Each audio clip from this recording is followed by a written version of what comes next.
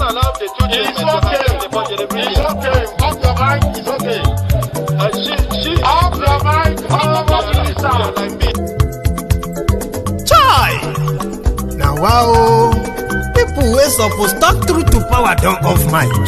And if we talk, now 500,000 they go summer us, call them hate speech. But fear not, Mayegun don't come. Ingo torchlight every corner, nooks and cranny of all these bad people where they spoil our country.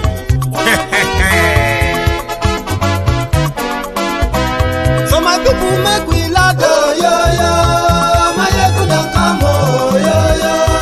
My people make we shout, oh yo yo. Mayegun don't come, oh yo yo. Mayegun don't come, man of the masses, oh yo yo. Mayegun don't come, oh yo yo. Mayegun diary politico, oh yo yo.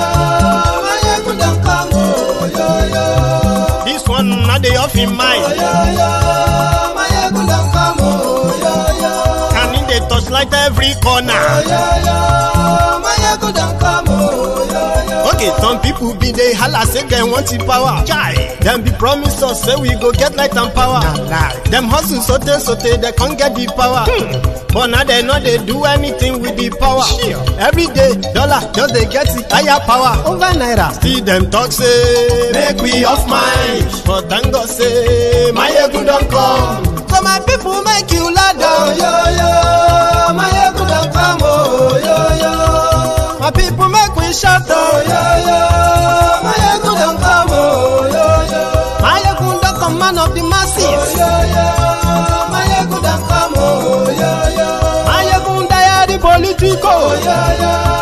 Mayegun don't come, oh yo yo. This one not they off in mind, oh yo yo. Mayegun don't come, oh yo yo. Person where they do evil, no one make person talk. Them say that Mayegun, that man too they talk. He too they talk. Say Mayegun diary, he they hot like pepper. But every day then they take money in bulk. Poor man picking, they the street they hawk. Still them talk say make we no talk. But thank God say Mayegun don't come. So my people make you loud, oh yo yo. Mayegun don't come, oh yo yo. My people make you shout, oh yo yo. Mayegun don't come, oh yo yo.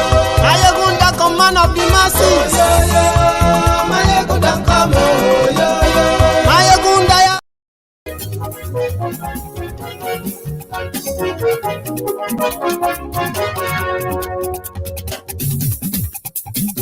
Hello there.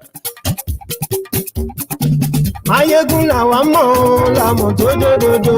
Mayegun diary, Mayegun number one. Àwọn ọlọ́pàá máa kó anybody lẹ́nu. Mayegun làwa mọ̀ làmọ̀ tó dòdòdò. Mayegun diary, Mayegun number one. Mayegun ti dé o, ọ̀rẹ́ ara yìí.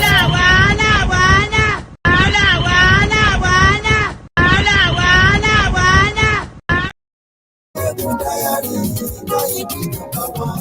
Gbogbo bó ṣe ń lọ ni Mayegun já wa sí. Mayegun diary, Mayegun number one. Good morning to you, good afternoon to you, and good evening to you from wherever you are watching from. This is Mayegun Live. Mayegun diary, Mayegun number one. Ó sì tún ṣe eré wàá gbọ́ níbẹ̀. Mayegun diary politico. Mayegun diary, Mayegun number one. Godfatherism kò sí lọ́rọ̀ Mayegun. Mayegun diary. Please share this broadcast. Invite your friends, invite your not so friendly friends, and tell them that Mayegun is back. Mayegun today. Làwa mọ̀ tó dòdòdò. Mayegun diary, Mayegun number one.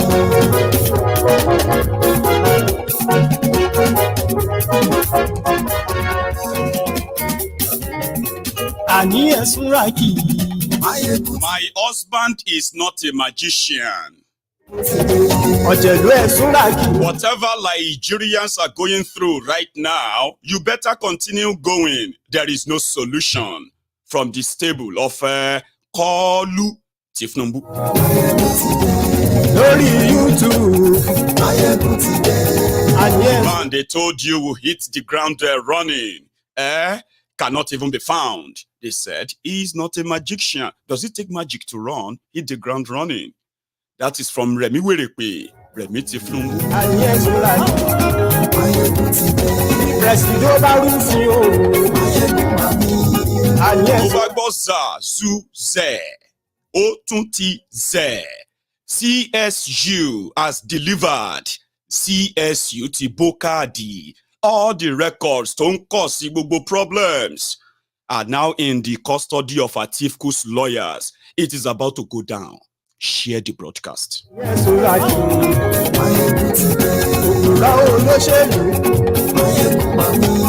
and yes, Ojelu Esuraki, and yes,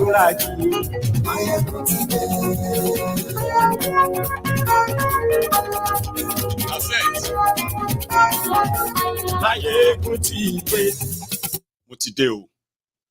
Like I told you, October is a pregnant month. Is pregnant, and this same October, that October will deliver. Whether it is going to be a boy, a girl, twins, triplets, quintuples, and all of those, we don't know. But there is something that is so certain. Tinubu does not want us to find out whatever it is buried in that America concerning Pablo Ekowasi, Tinubu Jaga Banditi, the Jaga Wiri, Jaga Addicti, Aṣíwájú àwọn olè, Aṣíwájú àwọn agbèrò, Aṣíwájú àwọn pickpocket. Some will say Aṣíwájú àwọn atọ̀ọ́lé, that they love to sing. Their popular song is that on your pampas they shall shout. On his pampas they shall shout. On his pampas, Bola on your pampas, Bola on your pampas they shall poo. The category of the degenerates that brought in Kolu that would never want us to know what is going on. This October, now everything we go hear, now everything we go see, we will know who is this man. I mean, we would have the real picture of what to tell our children. I'm not going to be I'm not going to be one of those parents that will lie to their children that there is something called the labor of your heroes' pasts. When you begin to scrutinize those who paraded themselves, dead or alive, that call themselves the heroes' past of Nigeria, we have discovered that majority of them are crooks, criminals that were never caught. Even when they were caught, still got compensated. They were never punished. Those are the heroes' past they are talking about Nigeria. I am talking about those ones who told us that what the elders see when they sit down, if a young person goes to the Kilimanjaro, he will never see it. Then we started asking them, elder, come here. Whatever you saw 40, 50 years ago, did you see Nigeria becoming this, what it is today? Did you see that, elders? Did you see a divided Nigeria? Did you see an impoverished Nigeria? Did you see a Nigeria that is terrorized? And did you see a Nigeria that is intentionally impoverished? Don't insult us, we are older than you. Respect your elders. Did you see the problem there? Elders that will never take responsibility. And that is why we are where we are today. So I am not going to be one of those that will tell my children that the labor of our heroes past, the labor of the criminals past in Nigeria was to loot our future. That future is here. Those who are currently with us, that, the future we are living right now, those who looted that, most of them are dead. You see the caliber of those who are looting us and then destroying what is it today? They are not destroying today. They are destroying tomorrow. the tomorrow that your children, my children, will grow up into, an uncertain country, an impoverished country, a country where you should rather kind of sell yourself off to anywhere as a slave than to exist there as a citizen. So that is why platforms like Mayegun's Diary Politico is always going to go against the norm. You know, Nigeria is a country where abnormalities have been normalized. So for somebody like Mayegun and the disciples of the Temple of Truth, where you are right now, we will choose to go against that norm. And we encourage you to do the same. Whatever you have, whatever hope, whatever thing you are building up in Nigeria, whatever they told you about Nigeria, they told me too. Everything you know about Nigeria when you were growing up, I knew them too. The same conditioning of how you should be, what you should do, if you want to be this, if you want to be that, they told me too. We were all conditioned to accept all this madness as if to say, that is the only option we have. So, you better join us. You better join the resistance. Join the resistance. Those who will never accept this madness, and they will do everything to crush it. You know something? The popular saying that if you can't beat them, you should join them, was probably coined from the corrupt cesspool of criminals running Nigeria, like traditionally. If you can't beat them, join them. If you can't, you can't beat them, just join them. And a lot have been joining them. But we choose another philosophy on this platform. We said, listen, it may take time. If you can't beat them, join us. Some of us cannot beat them individually too. So we have decided to team up by starting the revolution called Revolution of the Mind. You know, when you begin to look at things and you're like, this is not normal. And you begin to reject every abnormality, mentally, psychologically, it becomes difficult for those who have always been brainwashing the people, impoverishing them so that they can keep them under control. It will become difficult for people like that to control you. Your mind. Revolution of the mind. Now, when you now meet other people who are also angry against that system, against those criminals, who don't give a damn about us or about our future, our existence, or anything other than just to tell you what they want you to hear. By the time you join us, it will no longer matter whether you are Igbo, Yoruba, Hausa, Fulani, Ijo, Ishekiri, the Nupe, the Tifis, the Igalas, the Jokuns, these are people in Abuja, the owners of Abuja, the Baggy people. You no longer identify as that in the face of existential threat that these guys actually pose. That is the revolution that we need first. It is already happening here. Okay? And then when we are ready, like I told you, you won't join them because you can't beat them. You will join us. We will then team together, put all our hands together, come beat them. And we are on that journey. Information. Something they don't want you to know. Something they believe that if you are aware of it, you'll be so angry. You'll be so angry that you have believed all your life lies told by this crook. Now, you see, the answer to why Nigeria is not working and will never work will begin to appear to you just like that. And you begin to be like, oh my God. Oh my God.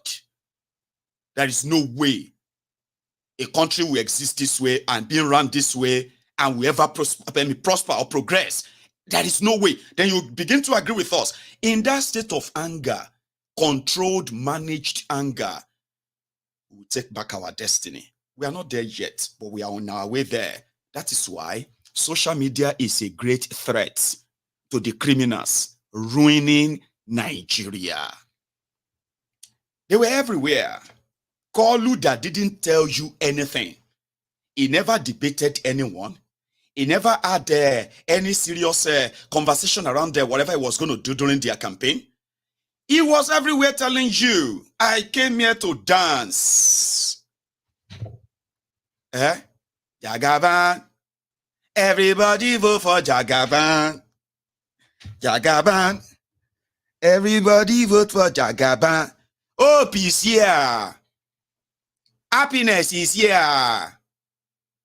Food is here. That is the character that is coming to save you from a ruined country. An intentionally destroyed country. Because that's exactly what APC Egbekegbe did. They intentionally, okay, destroyed every fabric of that country. Divided the people on a rhetoric of if you don't agree with us, you are an enemy of the country. Did you hear that? That was the trajectory where how they ran Nigeria under APC. Egbekegbe.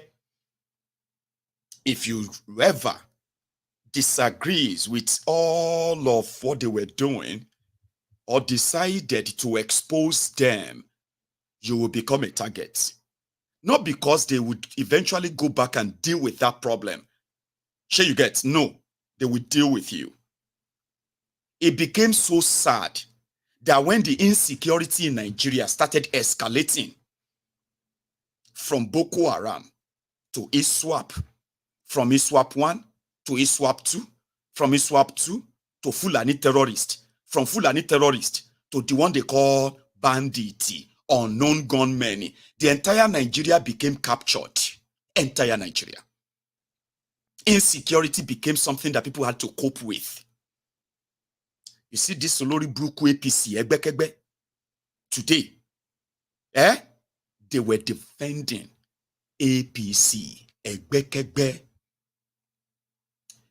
protesting against government failure, government bad policies, government inadequacies, government corruption became haram. Shomokotonje haram. Haram new haram. Forbidden. It's a sin. Haram. The civil space became sort of strangulated. And they boldly said, protesting or gathering is not allowed in a democracy. They praised Buhari at the time. Intentionally, while the terrorists spread all over Nigeria. As they were destroying farms, they were killing farmers.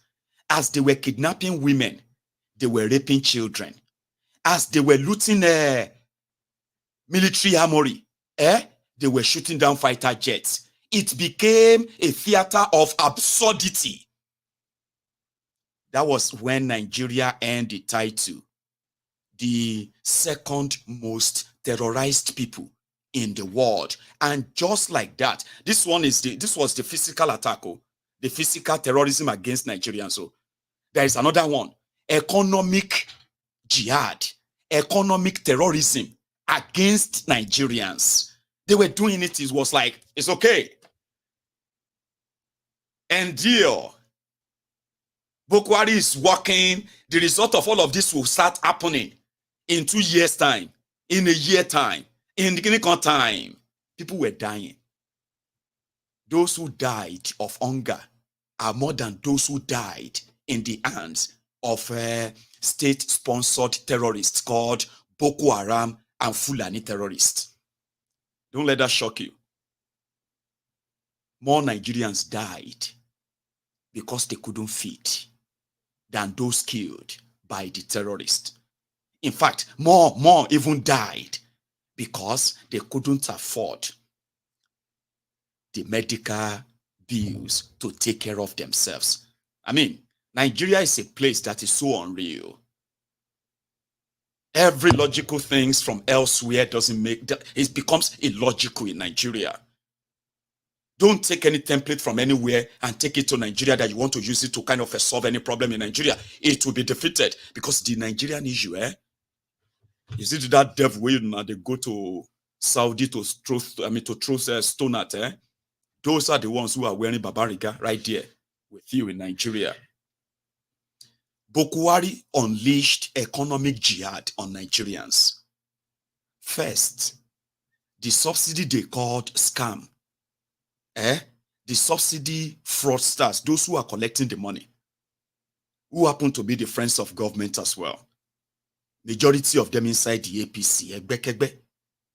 One of them, Abubakar Bagudu. Abubakar Bagudu happened to be the former bagman for Sonny Abacha.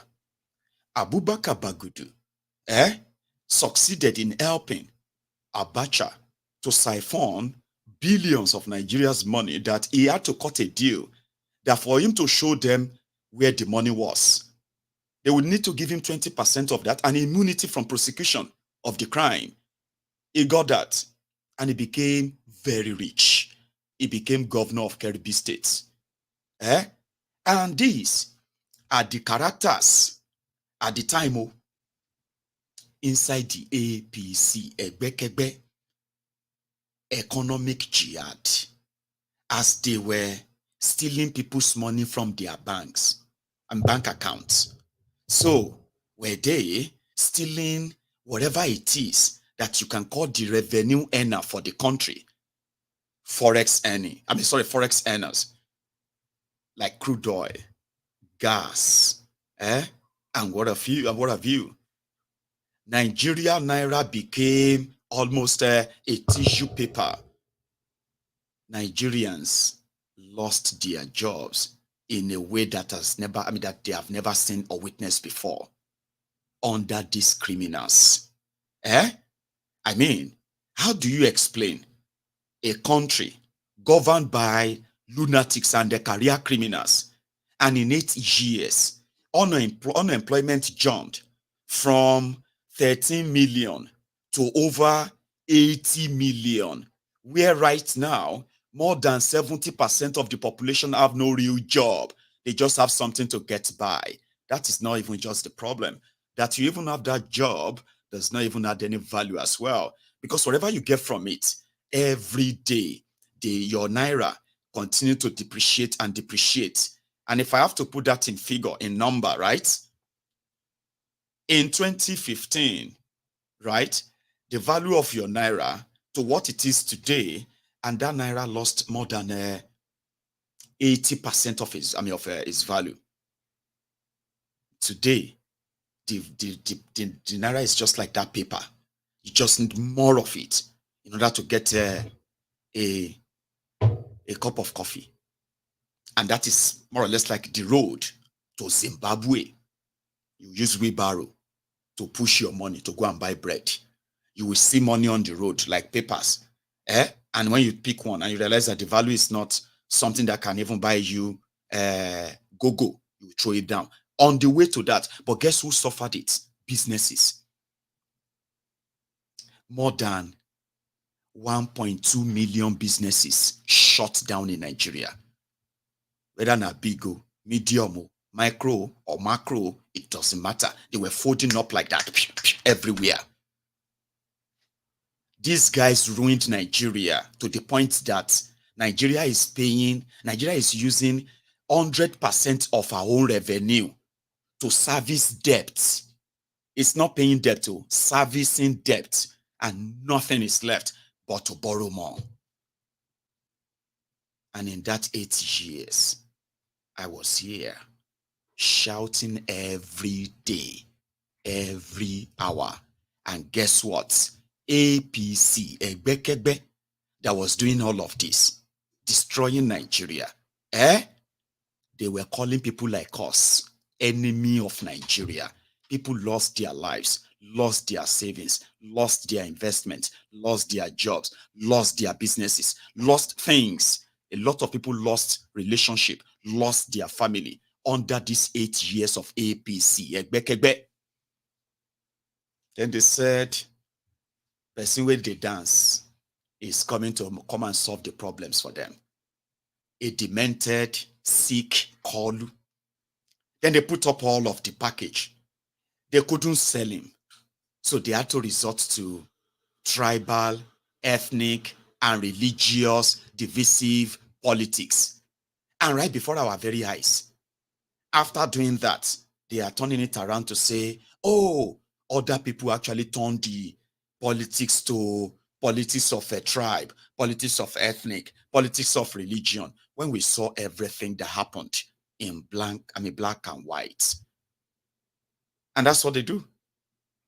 They would deny so outrightly that you'll be wondering like, oh my God, is that not what I saw? Even when you present the evidence to them, they will be like, no, that's not what we meant. You are the one who was trying to cause this and that. Because it is their stock in trade. They don't take responsibility.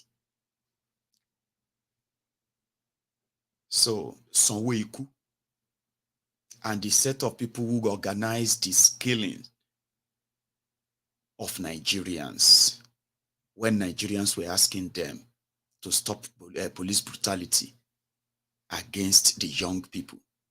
Sanwo-Iku, Tinubu, Remi Buhari, Pastor Ruga, this one, Garbage Shehu, and the other one, Femi Adesina. They said, the same characters and the same people have now turned around, and they are now in power. Put it that way. They've managed to rig themselves in. The country is still divided. The country is already in a hole. Sanwo-Iku said, whatever is the problem that Nigeria was facing, Tinubu has the magic wand. Do you know the people that hold wands? Magicians. Magicians that will do abracadabra. Abracadabra. Turn, what do you call it? Turn stone to bread. Abracadabra. Let there be light. Abracadabra. Naira should turn to $1. $1 should turn to 1 naira. Only for Remi to come out 4 months after that, looking so angry. Like say now we told the world that Kolu is a magician that is coming to come and change Nigeria from the ruin that Buhari brought upon Nigeria. You could tell she was talking fast. She was talking like somebody who is kind of, why do you hate us? Why are you blaming us? We inherited a ruined country. Now who ruined country? Who ruined Nigeria? If you see Tinubu, it will be talking about some powerful people are the ones who are enjoying this money. I don't need money. I don't need house. I don't need land. I am for you, the poor. I am for you, Nigerians. So they are wondering, why is it that people don't really like them? You know?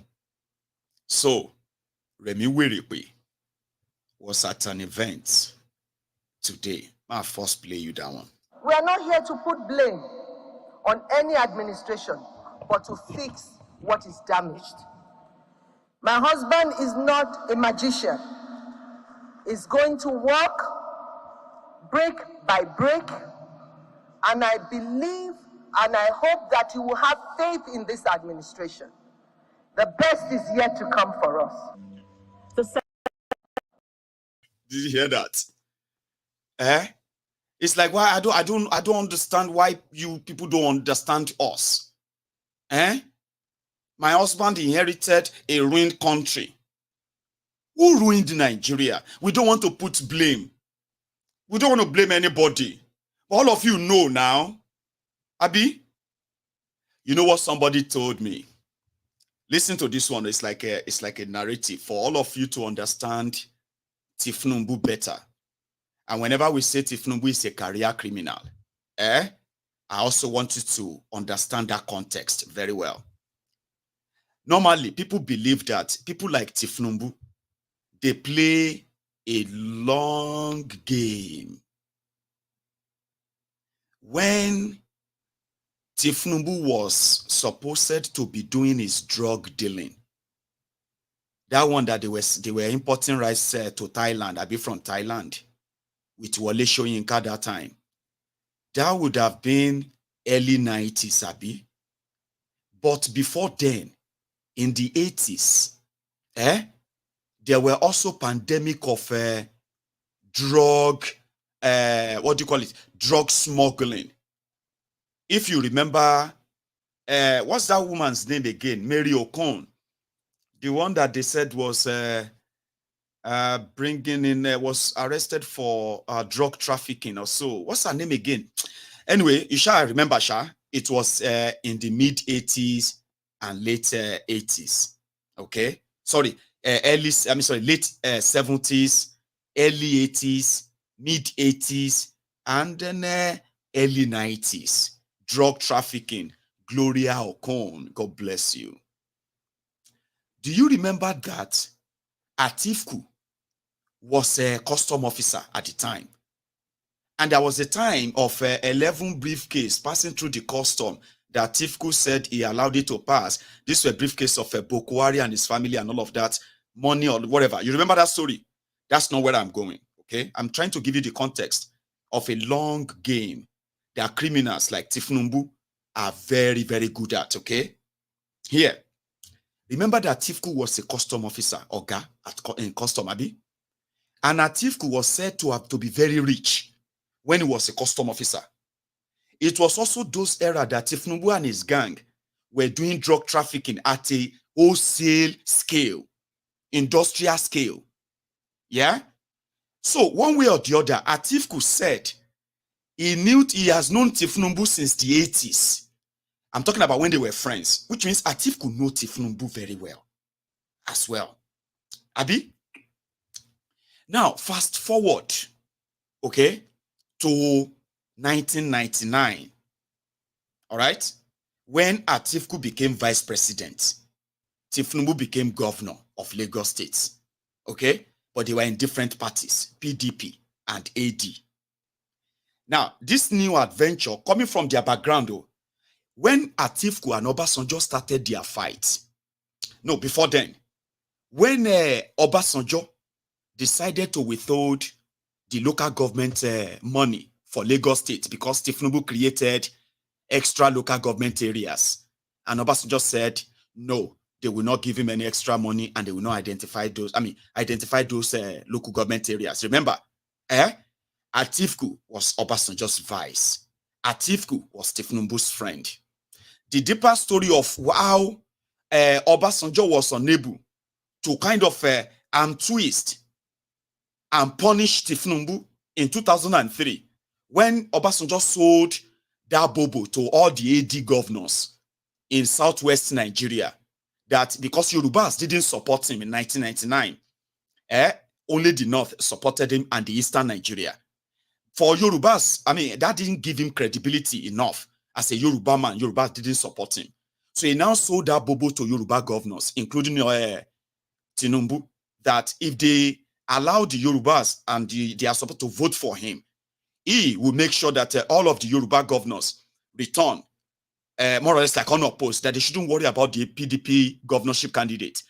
It was only Tinubu that got the memo that was not the intention of Obasanjo. Obasanjo wanted to capture Southwest. Who told him? Who kind of told Tinubu about that? It wasn't because Tinubu is a genius, no. It was because he was a friend to Atiku, which later showed up in their future relationship. If you remember, in 2007, when Atiku was trying to succeed Obasanjo and the fight that happened between them later in their second term, it was then that Tinubu decided to start another political party called AC. Sure, you remember AC. So when Atiku was not going to be given a ticket in PDP, it was easily offered it to him by Tinubu at the time, if you remember as well, right? Okay. Anyway, when Obasanjo created EFCC, and Ribadu became Obasanjo's attack dog. So what happened? They unleashed him on Tinubu. So somehow, Tinubu used immunity to escape everything that Ribadu threw at him. But the moment Yaradua succeeded Obasanjo, and Obasanjo could no longer control Ribadu, what do you call him? Tinubu, at the time, befriended Ribadu again. When Ribadu became the target of Yaradua's government, when he was removed and sent to Jos in Kuru to go and do strategic study in Kuru. You remember that time? So they said it was, a James Ibori that told Ribadu at the time that being the best friend to Yaradua, Ribadu will be removed as EFCC chairman. He will be demoted, then he will be jailed. And that's exactly what Yaradua was doing at the time, Abi. He got demoted, sent back to Kuru, and that was when Ribadu ran away. You remember? That is not actually where I'm going with, okay? So where is Tinubu and Ribadu crossed? Tinubu befriended Ribadu, made Ribadu the presidential candidate of his new political party called ACN. The same Ribadu that was going after him for corruption and other crime, he befriended him, okay? Made him, just like he did to Atiku, he made Ribadu presidential candidate of his political party, okay? Then he told the world, Buhari is a jihadist. Buhari is a divisive figure. Then when he got to 2011, when Yaradua died, Jonathan became president. Now, Jonathan wanted to contest election for the first time. He realized that the northern Nigeria are so angry that they just lost their own slot to the death of Yaradua. They wanted Jonathan out of there. Jonathan befriended Tinubu. You know the story as well. Whereby Tinubu was made a deal that will make him get whatever he wanted politically, especially in southwest Nigeria, to keep his own space without any threat, as long as Jonathan, can get the support of the West. And with the backing of $2 billion, this is also a factor. He befriended Jonathan. Now, that moment, when he befriended Jonathan, he was campaigning for Ribadu. So Ribadu was just like a baiting worm to get access to Jonathan. For meeting Jonathan, seeing him in his own vulnerability, he now sensed that, he can actually be president. I mean, he can be president. Look at this guy. See how scared he is. See the way he's talking. If I tell him anything right now, he's going to do it. That was when the idea of becoming president of Nigeria finally come to Tinubu. Like fully, it is doable. So those who could be his obstacle, those who could expose or anything at all, he befriended them. But this Jonathan, we are going to finish this one. This one no get liver. A year after Jonathan became president, Occupy Nigeria campaign started, well-funded, well-sponsored, and Jonathan folded. Around that time, he was like, yes, I was right. This Jonathan no get liver. But he can't just go and be president.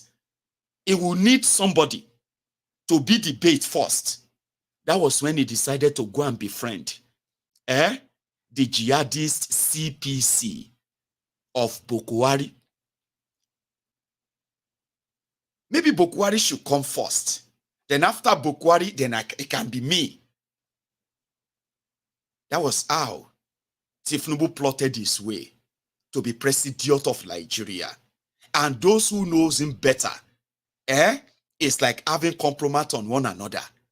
So when people said, why is he so determined to stop the Chicago State University from releasing his record?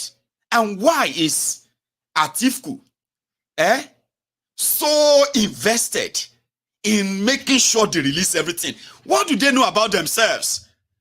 I told you, it is not because we are smart, intelligent, or have all the resources and all that, that will crumble the greedy establishment in Nigeria. First thing first, they are going to self-destruct. You see these criminals? And all of the information we are going to use to nail them, they would have to give them to us by themselves. And that's exactly what they are doing. All I have to do is to make sure that all of you pay attention. Not just pay attention to those information. You actually get connected to those information. You need to be connected to them so that you can react accordingly. You can react to them intelligently. So that when you fight the fight at the end of the day, somebody else or another set of criminals will not be those beneficiaries. Ask those who thought they were fighting the military from 1993 to 1999. Those who died, those who went to jail, who were fighting for military at the time. When the democracy finally came, the criminals who were friends of the military and the military themselves, they changed their jersey. Once they changed their jersey, they started speaking like civilians, and the entire rotten system remained even worse. Because those who genuinely thought they were fighting for democracy believed that they were not politicians. They were not cut out for public office. They were not cut out for leadership. So they abandoned the old success to the same criminals that pretended to be fighting democracy with them. 24 years after that, people can't even tell if not democracy, plutocracy, kleptocracy, or unitocracy. Some even said it is demonstration of grace. And in all of this, it all comes with it. Everything comes to one single definition. This is not democracy.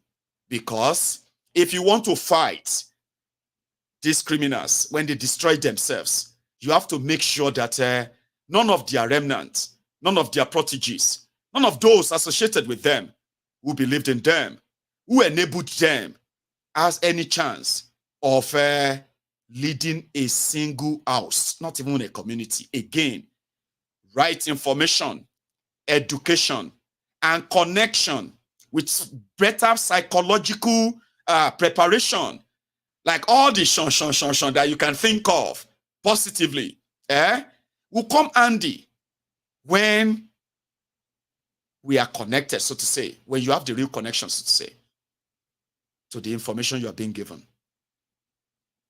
Sorry, I do that sometimes. Just want to be like, nah. And that is why you see Nigerians, they speak big grammar. But most of the time, they don't have intelligent thinking. They cannot think critically. Critical thinking is like a job that a lot of people don't really want to apply for. But in this case, they are now telling you they are not magician. Okay? Even Kalu said, whatever you are going through right now, if you are seeing Shaggy right now, my dear brothers and sisters, with the love from here, you haven't seen anything yet. If you are going through hell, as you are watching this video from Nigeria, look at me very well. The best idea for you, or the best advice for you, Alaye, continue going, tell me about last year. You will do Thanksgiving, Abi. Even call you right now. In what he told all of you yesterday, what's the solution, Leo? Seriously. The cost of fuel has gone up. Food and other prices have followed it. Households and businesses struggling. Things seem anxious and uncertain. I understand the hardship you face. I wish there were other ways, but there's not. Chai! Wala deal. Wala deal. What shall I say unto the Lord? Yes, Lord. All I have to say, thank you, Lord. What shall I say? Thank you, Lord.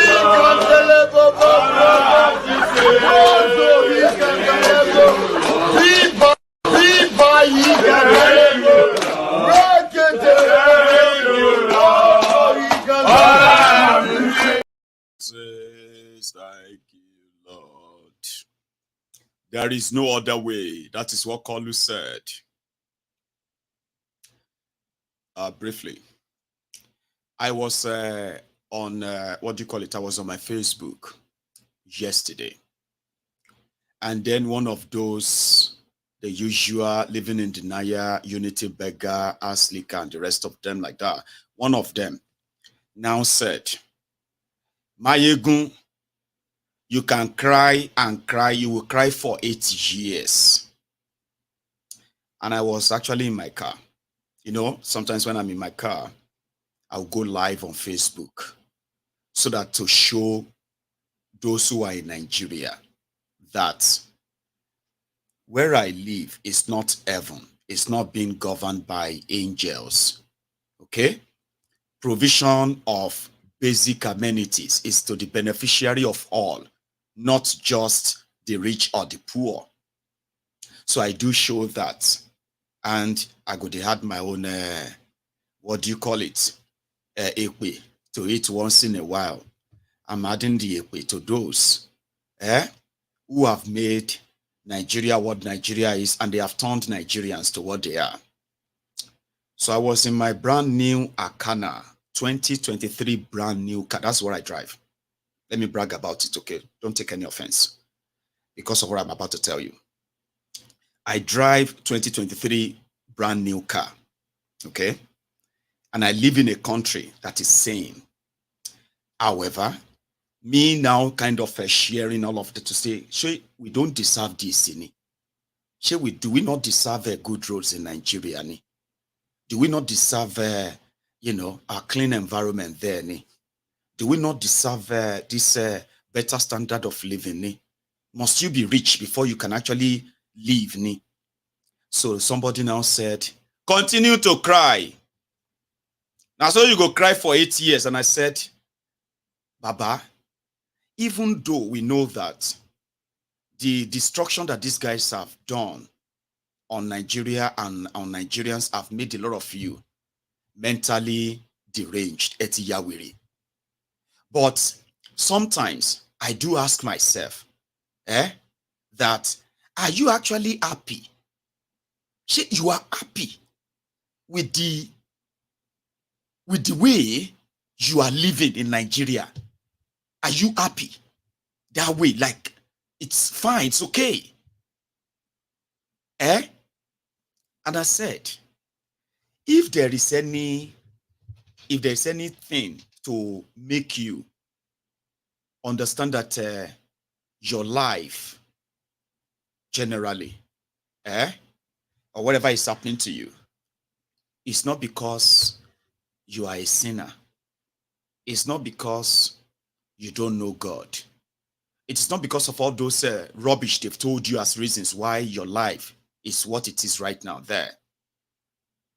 I said, if you want to have a clearer proof that Nigeria is only because they born you in Nigeria and they raise you in Nigeria and you are still living in that Nigeria, and that is why all you have known is what? It go better, it go better, it go better, and it may never be better because it will never be better. I said, if you want to understand that difference, that Nigeria is the reason why your life, the way they are running Nigeria is the reason why your life is what it is. I'm talking to those of you watching me from Nigeria right now. If somebody tells you the village people are the ones who are kind of after your life, who are the ones who are making you poorer, they make you lost your businesses, they didn't let you grow, and you need to pray harder. Emi Mayegun General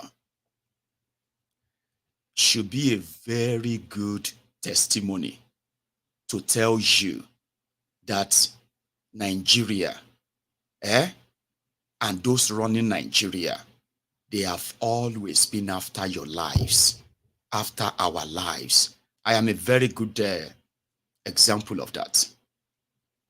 When I got to the UK, I wasn't happy. Like, thank God I'm in London. No, I wasn't like that. Because I was angry. Very angry inside me. And my anger is the fact that it took me 28 years of my life before I could see the other side of life, another part of the world that is not run and operated the same way these guys are ruining Nigeria and ruining lives too in Nigeria. I was angry. I was angry. And ladies and gentlemen, that is what gave birth to Mayegun's Diary Politico 11 years ago. And I'm still here, waxing stronger. And somehow, for those who will tell you my story very well, I remember this, I remember that. Of course you do. And now you have seen the progress so much and the opportunity that I have been given simply because of where I am living. Even when the color of my skin could have been a problem, but the opportunity there is there. It's just there for you if you are willing to pay the price. I did. Right before your eyes, I dey buy keke 30 pounds, Sunday market, keke 40 pounds. When they steal my keke, and when I'm on my keke, my bicycle, I will be showing people around. Shey we no deserve this ni? Don't we deserve that ni? What is wrong with the rulers of Nigeria? Now go kill them. Now I've always been like this on my bicycle.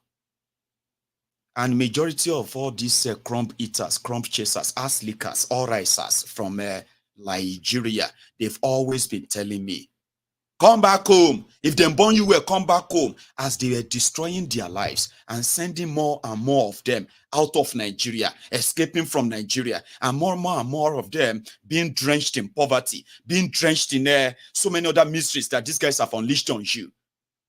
You saw me grow. Yeah? To what I am today. Mayegun General, still on your very face, on your screen, on your devices. Still telling you, if you continue to defend these criminals, you will remain stagnant. Your children will remain stagnant. No amount of prayer can take you out of that. I've had some of these ashiris at a point. They went on social media and they said, this was about 6-7 years ago. You, this Mayegun, it be like say they need to teach you a lesson. You don't know Abi. You are not afraid of your life, Abi. You are not kiniko. You better wash your mouth. People were telling me all of that. I think one of the things that converted a lot of you to Mayegun's Diary Political is the fact that I managed to demystify some of those myths and nonsense that they do say. That when you have a chance, speak your mind. You don't know who you could be motivating. And if you could motivate a lot of people to believe like you might be saving a generation. And that's why I'm on this. So in 2023, Mayegun, this Mayegun that you know now, you are still there saying Mayegun will cry for 8 years. APC stole 8 years of your life. These criminals have stolen 24 years of our lives. So how old are you? That you are typing from Ajangba, they be from where? Unewi abi, from GB abi, Bonikano. Telling me that I will cry. Monk, I am crying inside a brand new car, right before your very eyes. And I'm reading out numbers of the lives that during that same period that these criminals have ruined, killed, destroyed. And you think the cry is all about myself? Me? It's all right. Let's go to Chicago. Right now, as you are watching this video, the Chicago State University has released Tinubu's records. And from what we have been told, Atiku's lawyers are now sorting all of the documents they've been given. The records. AK, thank you very much, by the way, for your generosity. That's a lot. Thank you. You know something, one of the things to tell you that I have come a very long way, and I have had people who have seen value in this, and repeatedly they've kind of said that. All right, and I do appreciate every one of you that actually made this. You know, they say people make Glasgow. I would say people make Mayegun. So when they say, who are your financiers? Who are your sponsors? Who they sponsor you? And I'm like, if you want to know those who are sponsoring Mayegun, just come on to Mayegun's Diary Political and meet the member, the brethren on this platform.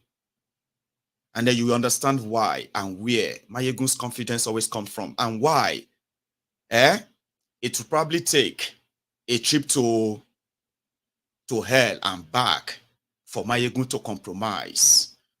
A contented young man who has also conquered greed. I am grateful to God for my life and for the people around me.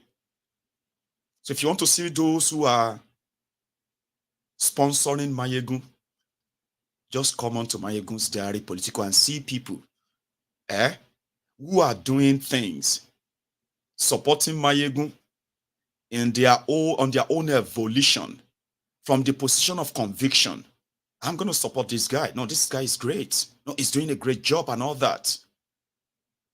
And the reason why your criminal politicians will never even dream of reaching out to somebody like me. You understand? And if you don't, you are going to understand. So people like AK and the rest of everyone from all this platform across Nigeria and across the world invested in this Mayegun. Do you understand? And the earlier the better for a lot of you to take an advantage of a calling that is telling you, if you really value your lives, if you value, probably if you do value your future of that of your children, it is time to stop enabling these criminals.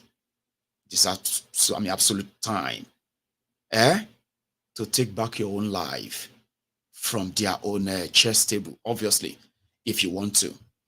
So we have heard that they have released Corlus documents, and we are waiting to begin to dissect them one by one. So I told you before, I said we need to first be sure that Chicago State University is not planning to release documents that we already have. A lot of us already have all the documents of Tinubu, okay? But we are looking for more, because they told us there are more. So we are looking for more of this that they said will shock us, and we'll give them a few hours before we finally begin to dissect them. You can count on me on that. The Voila over certificate. Education. I have told you many times, when you go to Nigeria of today, that's the word, bankroll, not sponsor. Who are those bankrolling you, Mayegun? They don't answer you now, you see? Lord Michael is one of them. Lord Michael and the rest of those who pay their time to watch my videos, those who share my videos, those who ensure that more people are brought onto my platform, those are the people who are bankrolling me. And let me tell you something. All of you, just so you know, you have given me a platform that, except if I'm actually so greedy, a platform that can conveniently, like as it is currently doing, conveniently put me in a very, very good stead of millionaires. You know that in Naira.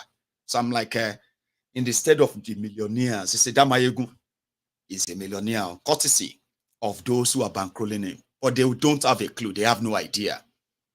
When they see Shehu Kimbaloye, when they see AIT, and they see all the people who are there talking, whatever they are talking about on their program, they'll say, where are you working? I am working at AIT. Oh, you are working for AIT. Oh, great. That's good. I'm working for Channels Television.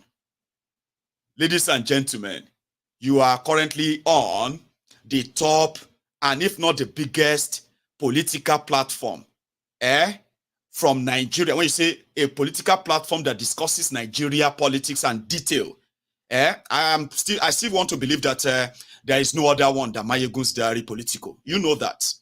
There is no other one that actually commands enough presence like you have on Mayegun's Diary Political. So, if they ask me, Mayegun, where are you working? I am the general overseer of Mayegun's Diary Political. Go figure.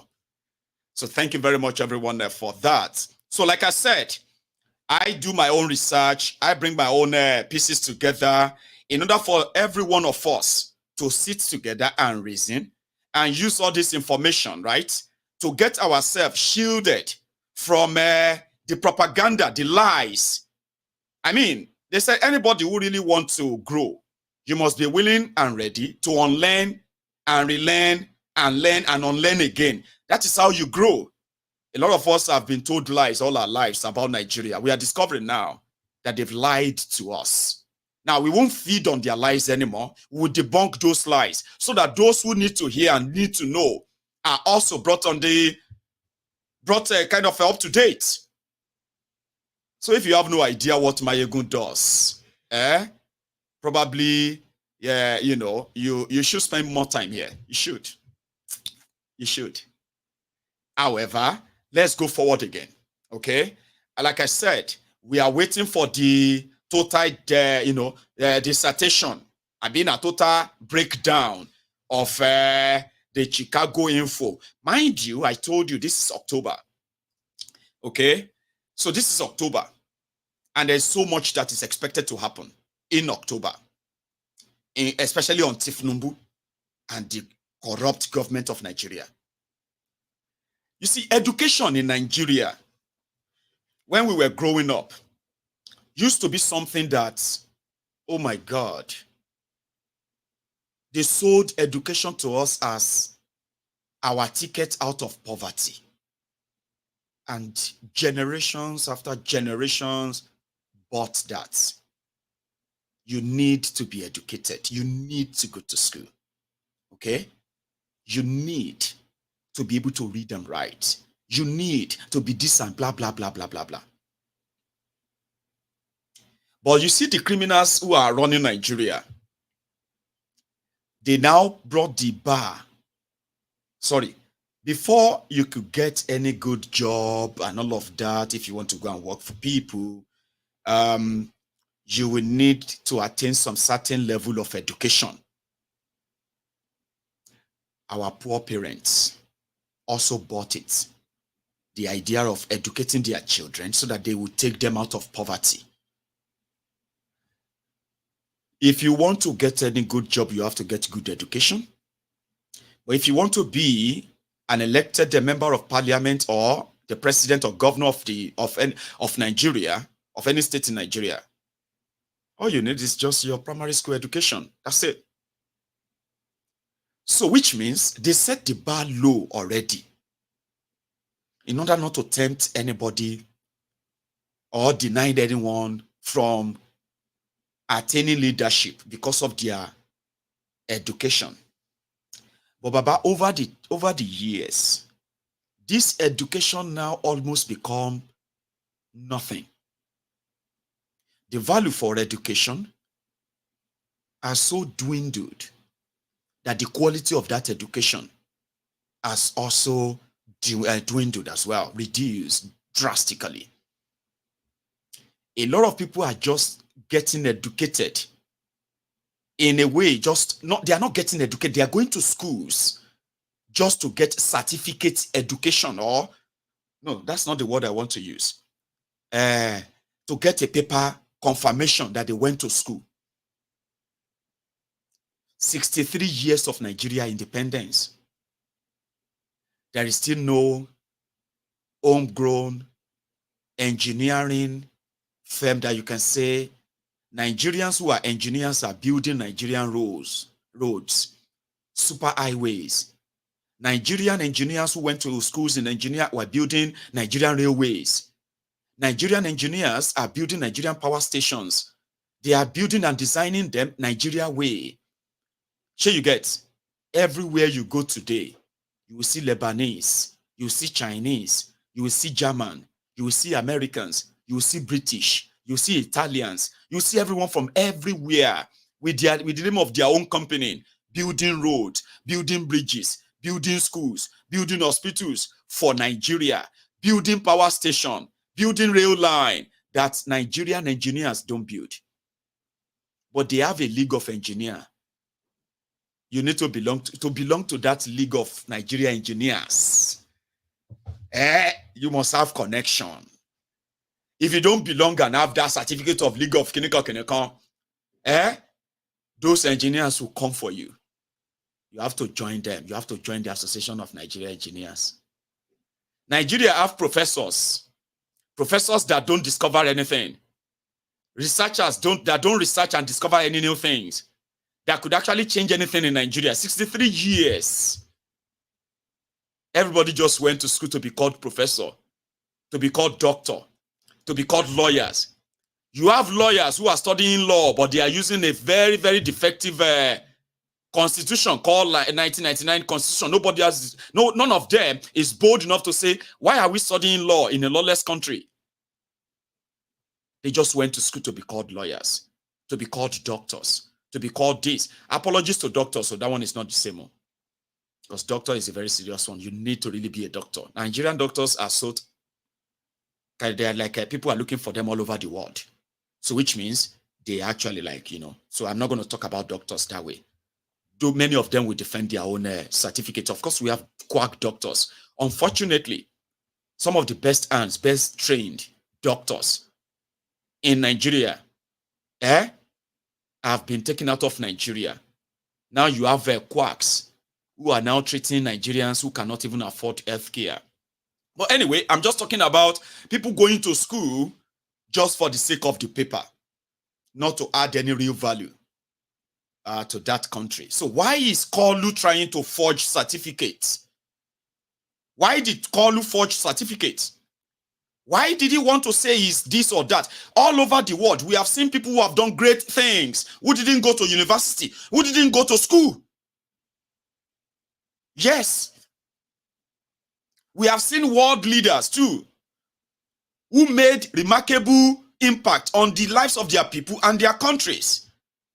They didn't go to school. They were not a professor this. They were not doctor that. They were not the bachelor of whatever nonsense. They were not.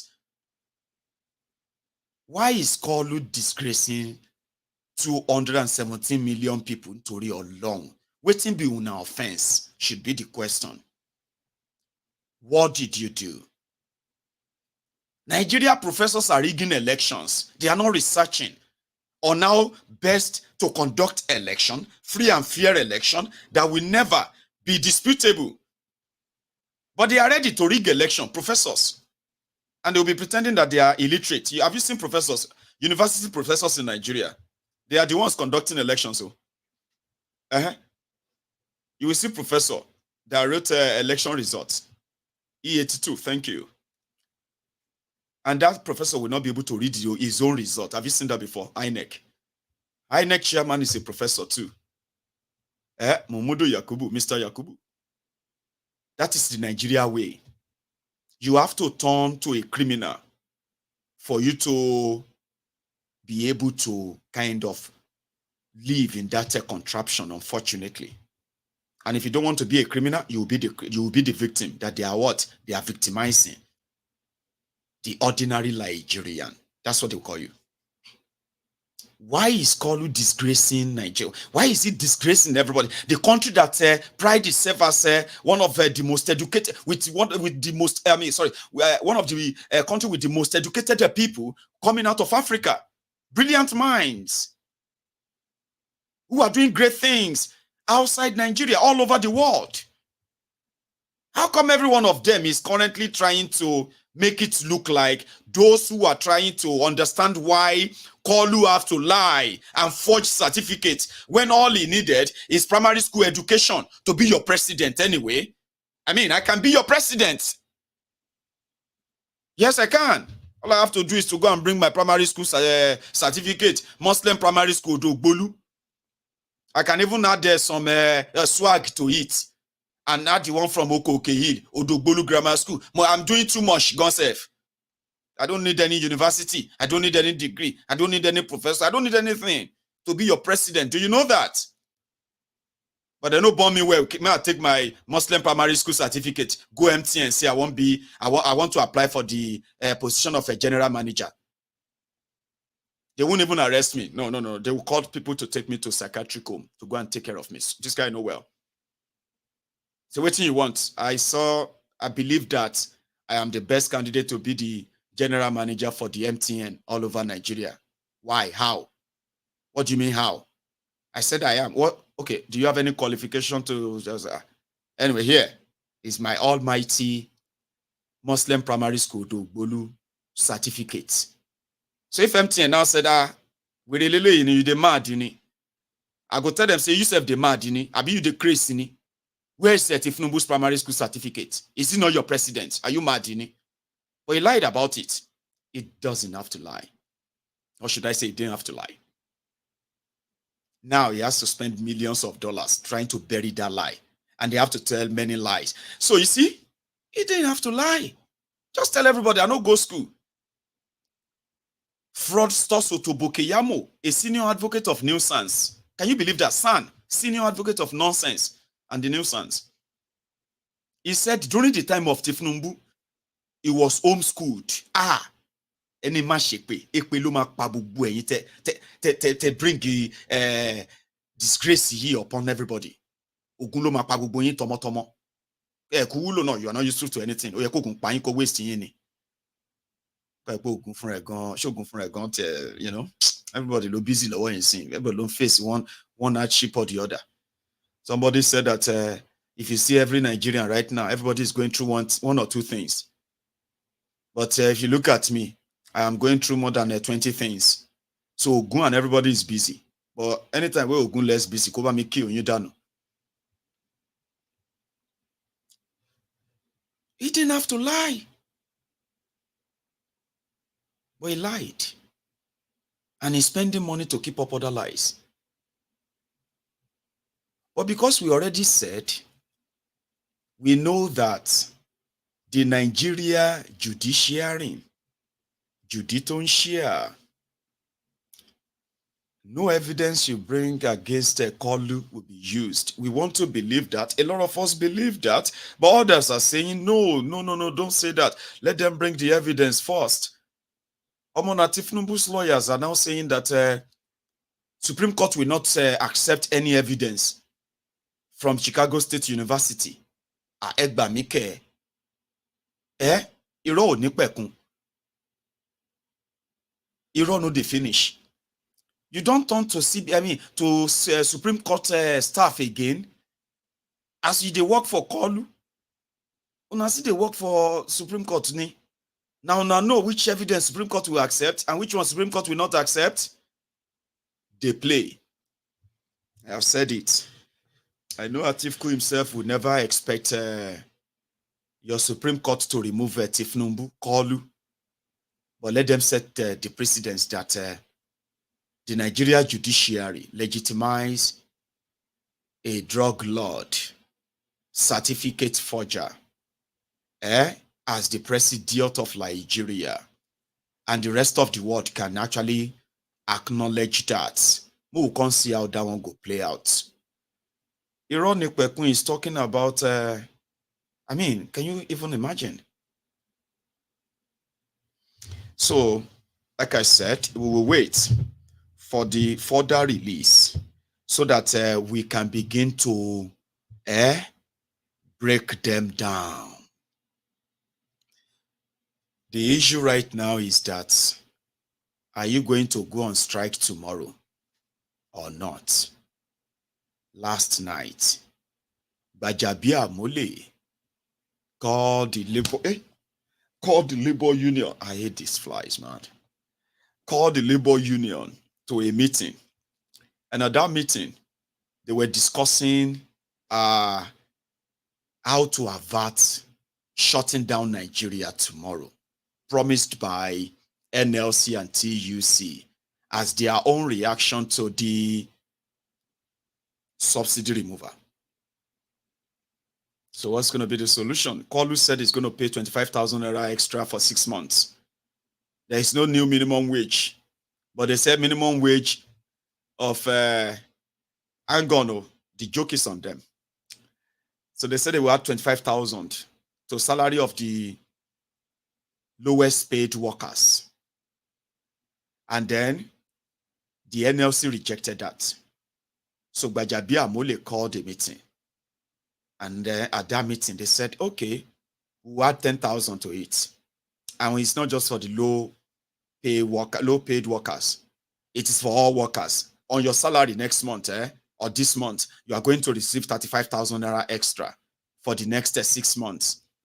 APC, Egbekegbe, this quickly jump on social media. And they said, hey, call Tinubu has increased minimum wage to 55,000 naira. No, to 65,000 naira. Are you serious? For 6 months? That's a scam. Minimum wage, once you sign minimum wage into law, it becomes minimum wage. Which one is you are going to give them 35,000 naira plus 30,000 naira, making it 65,000 naira, and you want to call that the minimum wage for 6 months? Hey, they calm down. They quickly deleted and said, hey, okay. It's just something to give to them for 6 months. They said, after 6 months, Inko, you're going to go back and start collecting your 20,000 naira or 30,000 naira salary, Abi. That's a scam. When are these people going to stop? Here we go. Gbajabiamila Amole and the, what do you call them? The NLC leaders. Let me first of all, on behalf of government and on behalf of Labour, thank you and commend you for the long hours you've been here. It's been at closed-door meetings, Labour and government side. Since 3 o'clock, we're now at 7 o'clock, so it's been a 4-hour meeting. A lot of issues were addressed. Issues that concern the Nigerian worker, the average Nigerian worker, pertinent issues. I can't begin to drill them out here, but I am happy to say that after 4 hours, we have reached certain agreements that denote the benefit of the Nigerian worker. Agreements on wage deal, agreements on committees, on salary increment, agreements on the CN bosses, agreement on several other things, I believe, both TUC, Labour, and government side. We will hopefully expect that Labour will call the meeting of their various branches and executive tomorrow to present the agreements that have been reached. And we pray and we believe and we hope that the strike will be called off. So I want to once again thank Labour for taking time out on a good Sunday like this, when they should be with their family, to come and discuss in the interest of the workers. Thank you very much. Can we have some details of those? We'll give you. The Minister of Information is here. He has all the details and he will get those details across to you. I believe the President, Labour, and the acting TUC President have a word to say. Okay. I don't have much to say than what the Chief of Staff have said. We have been meeting. We have looked at almost all the issues, all the promissory notes from the government. We looked at how to translate them to reality, and to be working. And then we are going to take those promises to our organs. Of course, we know these people they just wake up and review and follow up action. So, like he said, I hope that our organs will have a look at them and give us a fresh mandate on what needs to do. It's a simple one. Before the TUC, I must quickly clarify something that can be clarified now, and we also must thank Labour for that keen observation. Twitter, there's a lot of chatter on Twitter about the issue of low income workers only falling into the category of the wage bill, and they supported that, and that is, we we did communicate with the president, and we quickly did say and agree that all categories of workers will be given the wage bill. There's nothing like low income, mid income, or high income. I think that is what the clarification tonight. Thank you. Okay. We work with you to build a Nigeria that is not corrupt. I bring you a message of hope.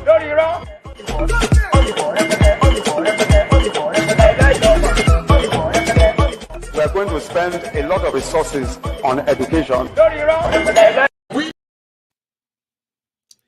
So they were selling themselves Zobo, and they call it the meeting between the NLC and government. Bajabia Mole said people were talking on Twitter, now called X. People were talking on X, formerly Twitter. That's some people they talk. But it will take time before we stop calling Twitter. Somebody like me, I'm old school. Now Twitter, I go see the column. So that's just by the way. They said people were talking on Twitter when they promised 25,000 naira. Remember yesterday when I said, same rogues that promised you 8,000 naira 3 months ago, and they gave you 8,000 shishi, shengbai, you know, get. They don't turn around and said they are promising 35,000 naira. So, because people were talking on Twitter, they decided to add extra 10,000 to it. Mr. President, consider that people are talking on Twitter, eh? They don't like that 25,000, Abi. What do you think, Femi? Mr. President, I think we can just add 10,000 to it. 10,000. Okay, let's add 10,000. Okay. You will tell the labor that we are going to add 10,000, Abi? Yes, I'll tell them. And I also tell the people on Twitter. So will you come back and tell me what they are saying on Twitter? I was like, yeah, I'll come back and tell you, Mr. President. Because Kolu himself, he doesn't use Twitter. Remember, he said, I know they go social media again. No, where is he again? He said, because they abuse the hell out of me. Now that's the Zobo. There is no 35,000 naira. You are not going to get the money. Okay? They want you to begin to adapt to this reality. And anything that will make you calm down for now, they go talk calm. Shall you get? Abiru life will lay. Government said they will increase your minimum, your money, your salary because of the current economic reality. That's what they said. Then they turn around and said, no, we are just going to give you some change for 6 months so that you can manage, survive for now until you find a way to solve your problem. Because as it be now, like Olu said, everything may be high. This one may be high and that one may be high. But with 35,000 naira extra, all of you go collect them. You should go and figure it out because shegele yo need solution. The cost of fuel has gone up. Food and other prices have followed it. Households and businesses struggling. Things seem anxious and uncertain. I understand the hardship you face. I wish there were other ways, but there's not. Chai! Àtisebo, àtisete, àti ń parọ́ tipẹ́, àtisete, òtítọ́ òdìmú òdodo òsì mọ́, àtisete, kágbọ́dé fáláre, àtisete, kágbẹ̀bí fáláre, àtisete, adájọ́ ń parọ́ torí owó, àtisete, òtìlú ń parọ́ nítorí ipò, àtisete, èdò gbówó ń tẹ́, àtisete, ìjà ń jà aráàlú, àtisete.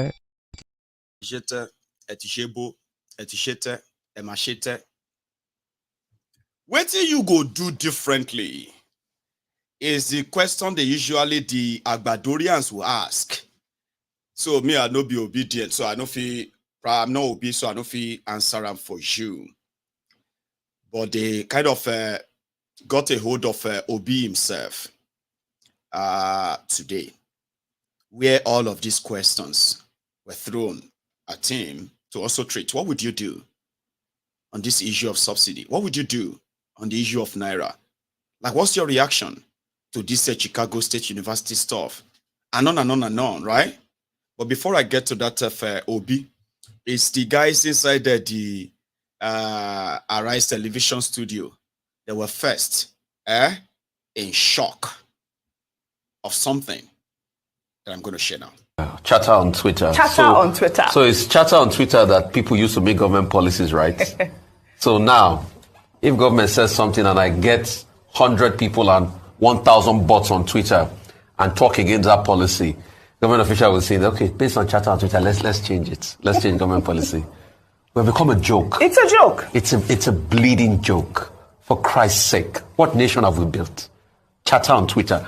For a labor matter that has been in dispute, the labor government set up a committee to jointly review on the 19th of June. Nothing came out of it. They are setting up another committee. Nothing came out of it. The president made an announcement. And who wrote that speech by saying, low grade average workers? Very derogatory tone. They can't specify the grade level. Then a couple of hours later, then they just called the president to rescind his speech and add 10,000 naira more. And they said, based on chatter on Twitter, who did this to us as a nation?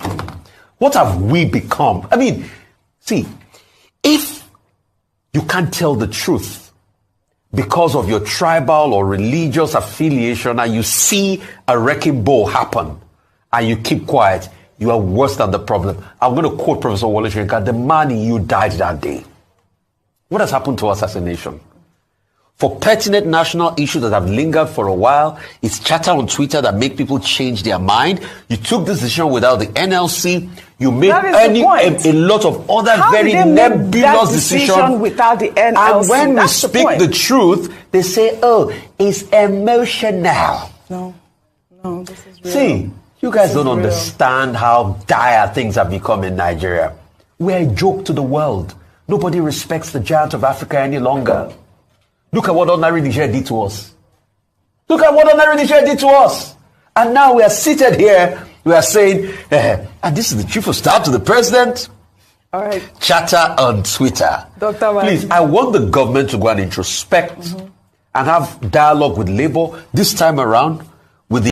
That's important. There was a lot of chatter on Twitter about the issue of low income workers only fall into the category of the wage bill, and they supported that, and that has we did communicate with Mr. President, and he quickly did say and agree that that all categories of workers will be given the wage bill. There's nothing like low income, mid income, or high. Nuisance lele. Nuisance lele. You hear them? So that's the guys who were shocked that you are a joke already. Is Nigeria not a joke? It actually depends on which lens are you using, or from which lenses are you watching from. If you are watching it from the lens of, the lenses of sincerity, you can tell Nigeria is a joke. So Obi, what would you have done differently? Let's go back to that studio where Obi himself was talking about leadership, what Nigeria has become, what could have been done, and there was no reason for Tinubu forging certificate.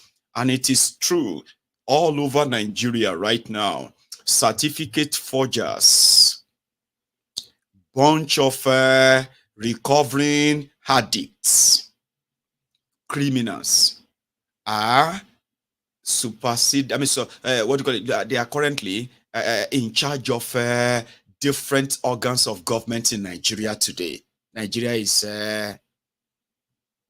done for with these guys. Let's go and ask him, Obi. We are at a point where we're challenging the process. These are part of what makes a nation.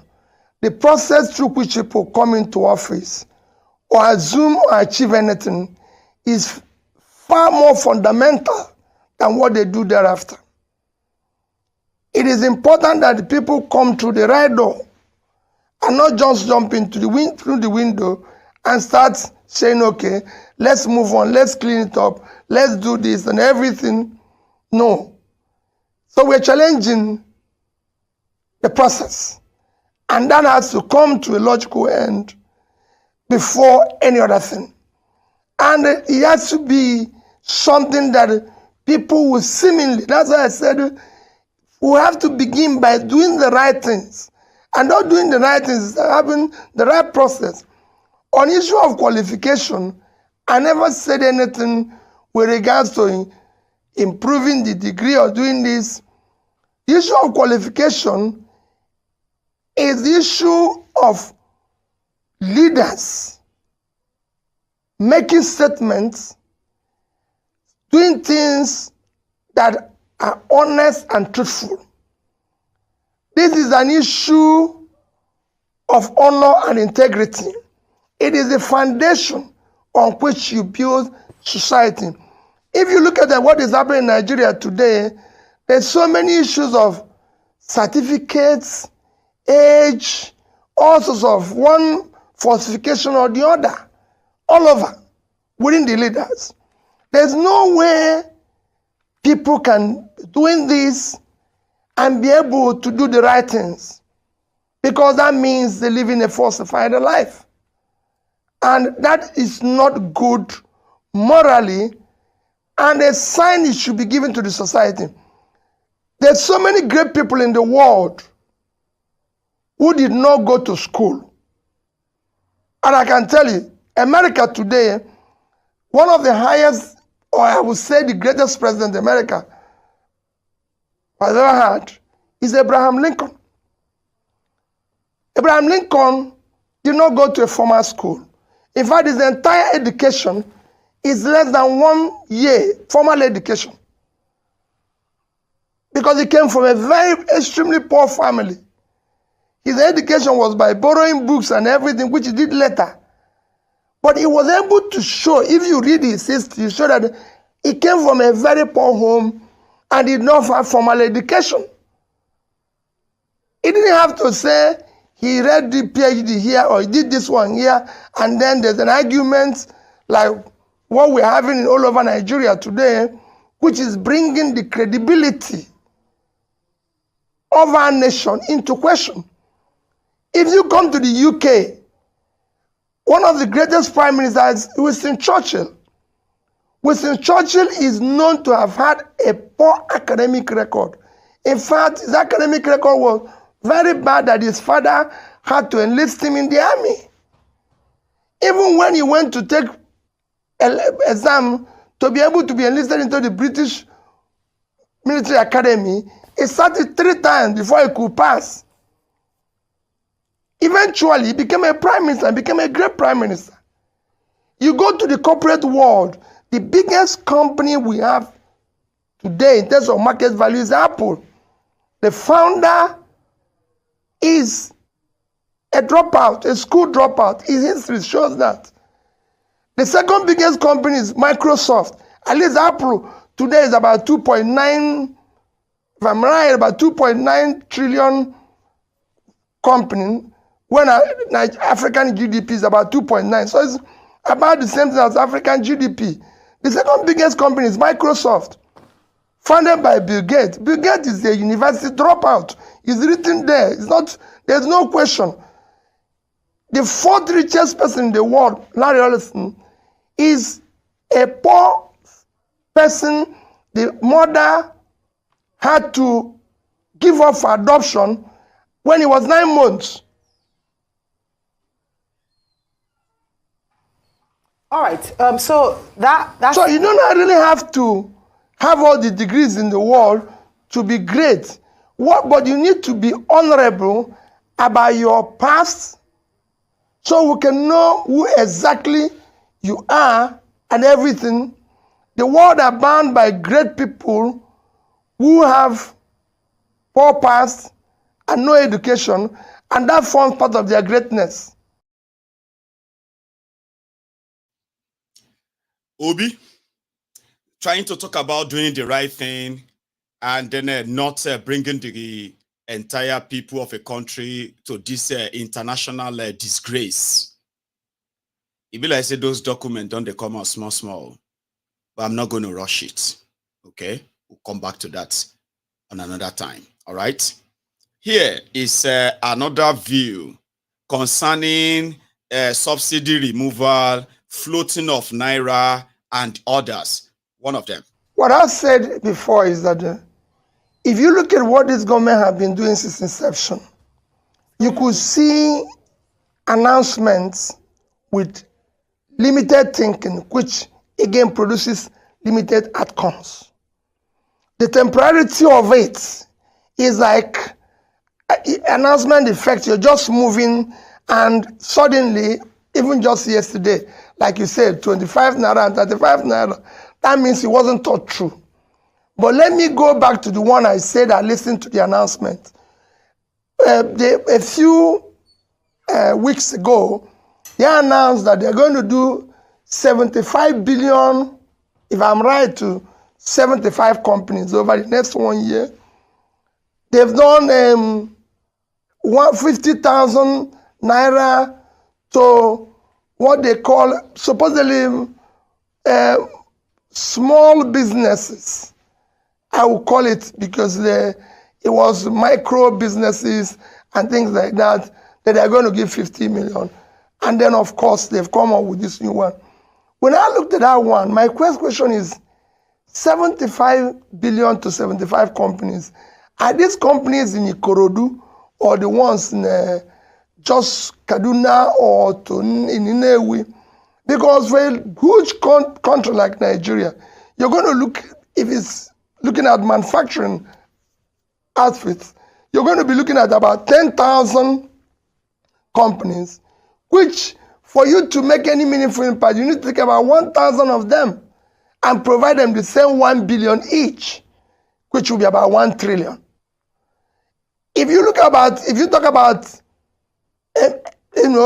micro and small businesses, you have about 40 million registered and unregistered in that cluster, and they're your engine of growth. And if you're going to start creating jobs and start turning around things, 50,000 today is approximately $50. So what you need to do is to at least, since there are 40 million, take 10% of them and give them at least 1 million naira each, which is $1,000 as of today, so that you can start meaningfully trying to even create two jobs by making sure that each of them are working. So things have to be done differently, and it must be thought through with proper consultations and economic team that have sat down and analyzed this. It's not just announcing that, oh, we've done this to states, there must be, again, a coordination between the federal. Is that different from what I told you, that if they want to really invest in a country and the economy that is in the whole on this platform? Is what he said different from what I told you? That have you seen Tinubu come around to say, we are giving this social number of companies so that they can keep their workers, they can pay them well, they can still be running. We're going to give this social companies so amount of money so that to keep them running. Have you seen anything like that? It is just for them to come out and say, small and micro businesses will, they have not consulted anybody, just talk. And that's why you will never see any result, because they didn't plan to really do them. To them, governance is all about the NURTW drivers.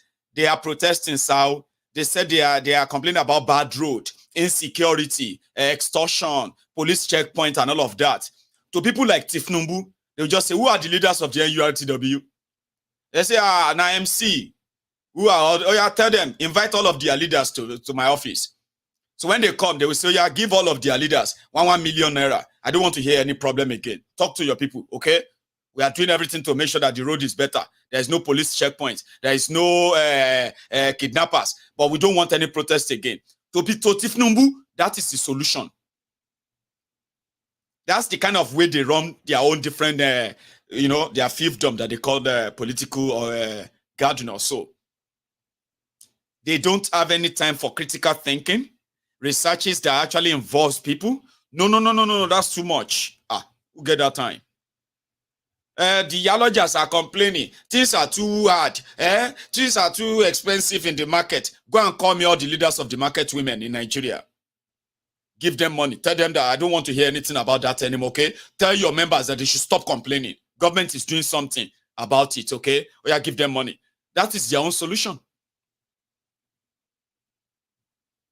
And that's why they will tell you, we are going to give 15 million household 80,000 naira. Because they just sat down there and start talking. How much can we give them?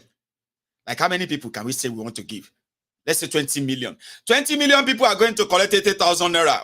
Where is the number coming from? Where is the verified registers of those who are going to get the money? Nothing. Are you working on getting those? No, they are not. It's a waste of time. They don't think. They don't have that time. So somebody said, would be like, I say, how much do you think is going to be enough for that project? Okay, if we are talking about 15 million, I think it's going to cost us about 400 billion. That one no do any math, no do any calculation, no consult anybody. Offhand. Say, are you sure? I don't want to hear that if I give you 400 billion now, you are going to say it's not enough. Okay, sir. Maybe 500 billion, sir. We will try. With 500 billion, we'll do the job, sir. 500 billion. Are you sure? Money they ask you now, okay, I don't want to sound like I don't know how much you have in your pocket, federal government. I don't know, maybe we should just round it up, sir. 1 trillion. Okay, now you are talking. Are you sure 1 trillion? What about 1.2? 1.2 is okay, sir. 1.2 is perfect. Perfect. We'll do the job, sir. 1.2 trillion. That's how they always decide your fate in Nigeria. They don't do any research, just come around and just say nonsense, and then you will be waiting. We are waiting for that policy of government that said they want to give 12 million of us help. Then you'll be waiting. And you go wait until they begin to abuse you, say you are so lazy. You are waiting for government to come and give you money. Look at you. Forgetting the fact that they've already collected the money in your name. They've already shared it. And you are still waiting. Tinubu, I thought you said you are going to give us money. We thought you borrowed 800 billion. Say, shut up your mouth. Go and look for a job. All of them go just sit down there. They wait for government to give you money to come and feed you. Sure, you want Tinubu to come and feed you? Tinubu don't take our name, collect 1.2 trillion. Go and collect it from his hand. Don't go look for a job. They wait there for government to come and. That is the life of Nigerians. They will tell them, you are waiting for government, Abi. Go and look for a job, Joe. All of you now go just say shout. Now you want government to do everything. But they don't use our name, collect money. Which money? Go and collect it from them now. No, go look for a job. That's how Nigerians got used to them being sort of abused and insulted this way. Is he the first person that will first steal money? You are waiting for government to come and solve your problem. My friend, you better go and look for something again. That's it. Those who stole your money, they will now come back later. They will be talking about God. Almighty God will make sure that everything I am telling you now, I will do it. I want you to believe that God Almighty loves us so much. By the time Almighty God give us this power, I will make sure Almighty God, I will do this. They say, he's a man of God too. I won't weary. Only my ego problem, but our religionisty. Money me any problem. When somebody go, they tell me, say, I don't go understand. I they see something physically. I they tell you, say, this thing, this is blue. You they tell me, say, Baba, na red. I say, are you the mad? I say, na blue. You say, no, go and read the Levitical for starting. Kilo came at Levitical. Why you going this thing na red? Allah ye show shake with any money blue lele. I can see it is blue. You can't tell me say I no go understand because say I no get spiritual eye.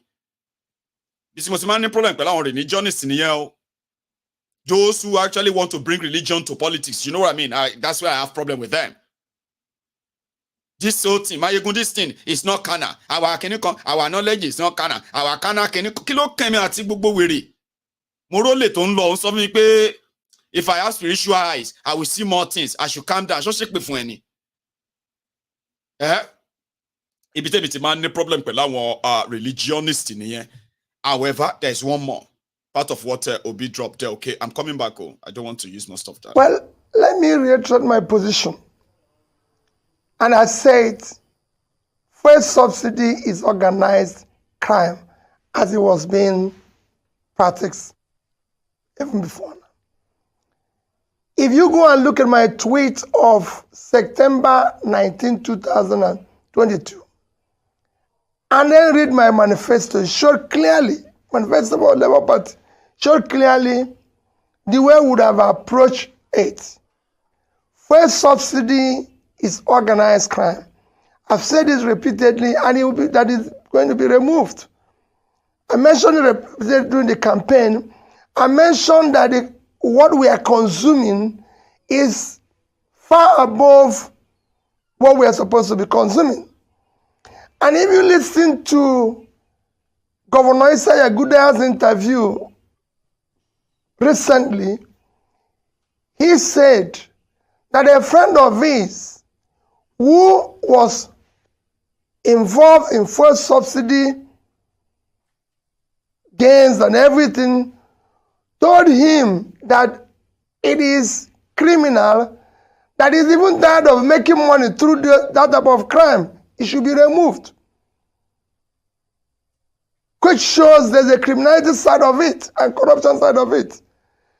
Then if you look at, since the subsidy has been removed, our consumption is just about half of what it is, which again shows that what we are consuming. So for me, the approach would have been, and that's what I said, go and read my tweet, is to remove the corruption and criminal side of it, remove the excess demand that is not factual. By doing this, you would have reduced it by 50%. The remaining 50% is what would have been able to, after consultation with various stakeholders, been able to find a way to, in an organized manner, remove and showing the proceeds of the removal or the gains of the removal to be invested in a critical development areas, education, health, and pulling people out of poverty. People need to see that transparency of transferring from here to here, the gains and everything. And when you do it in an organized manner, with proper palliative that are well structured, thought after, not just haphazardly, you would have been able to see Nigerians go along with you. One of the things we are suffering with this announcement is what I can call announcement effect. You see, policies like these are not what you just announce haphazardly. There are things you thought through and everything. That's what we would have done as Labour Party. And that's exactly what he also said when he was asked during your campaigns. He said, remove the corruption from the subsidy regime and then discuss the process of the palliatives and then, begin to remove that subsidy little by little until and Nigerians will follow. He said it and he's still repeating that, by the way. This guy was everywhere talking about what he would do. APC, Egbekegbe, and their minnows, they were telling everybody, spreading the Igbo hate, the Southeast Nigeria hate, the Igbo must leave Yoruba land, the religious hate. They were spreading them as they were spreading tribal hate in the South. They were they were amplifying religious hate in northern Nigeria, and that's why they said because of Obi, Christians in northern Nigeria for the first time decided to vote against the position of the jihadists who always remember the middle belt of Nigeria as part of northern Nigeria during elections only. They said Obi woke the slumberness in these people. And because he woke the slumberness in them, Obi has ignited religious war. Obi wanted to start religious war. Because they, Muslims, have decided to go for Muslim. Anybody going against that is against Islam, and it's just want to cause religious war. Today, you will see all this Olori Buruku APC, Egbekegbe, those who were clapping for the murderers, the thugs, the Agbero. They were burning Igbo shops in Lagos, attacking and killing Igbos in Lagos, telling them to leave Lagos for Tifnumbu. Today, those who are clapping for them that time, they are joining others to say, now Peter Obi started religious politics. And some of you probably believe them, just like this Olori Buruku Agbalagba. They call him John Clark, Abi Pepe Clark, Abi no Konshe Pepe Clark. One Ashiri Agbalagba like that. At the age of 90, he is also repeating that same thing.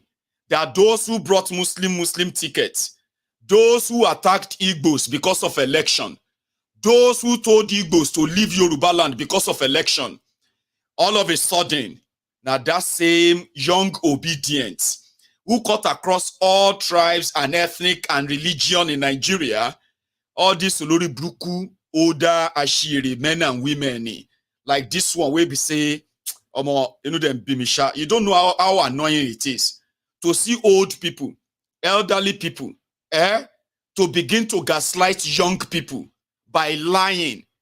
It's so heartbreaking and sad.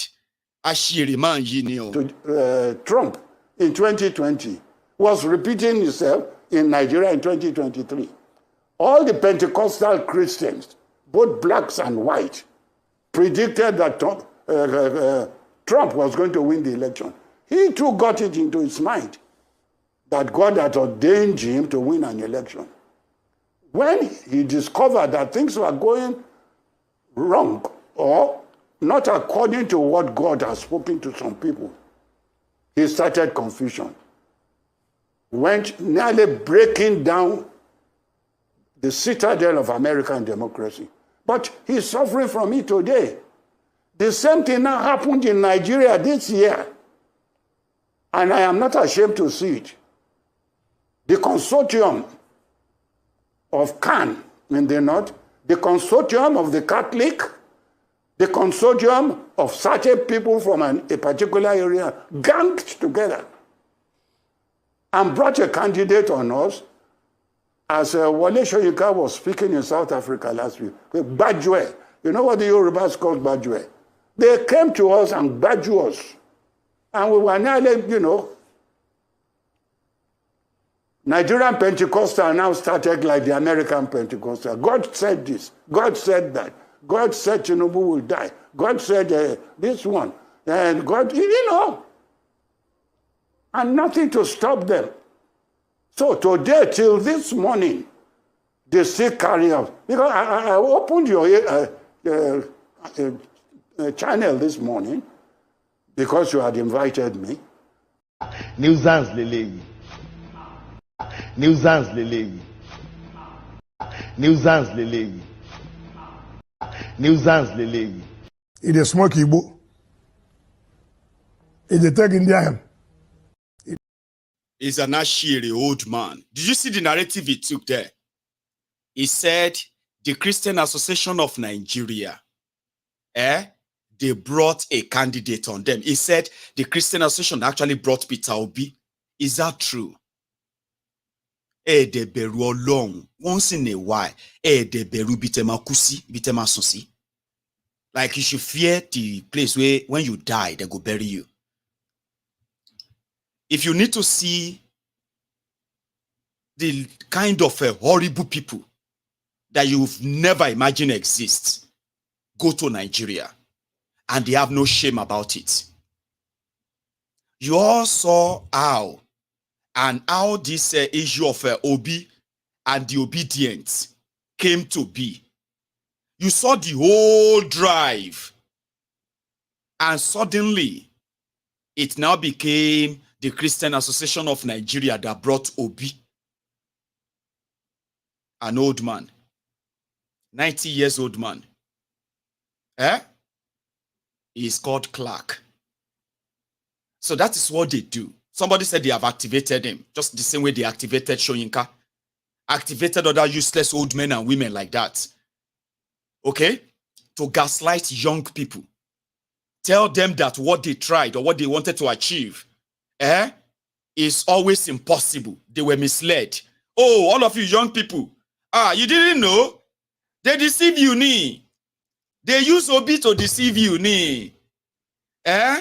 You better stop believing or listening to them. They are using you. You better embrace this drug baron. You better take everything and let it go. All of your anger and frustration that led to your own political movement, which Peter Obi is just a beneficiary of. Obi is not the only person who benefited from this.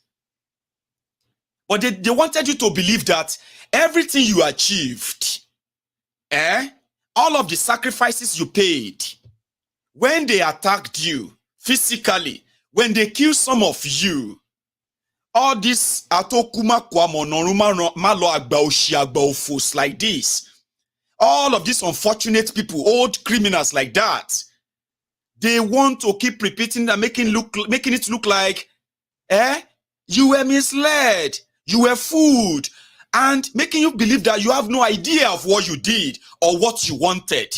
It is deliberate. It is intentional. And it's also very good to remind all of you that you did great. You did great.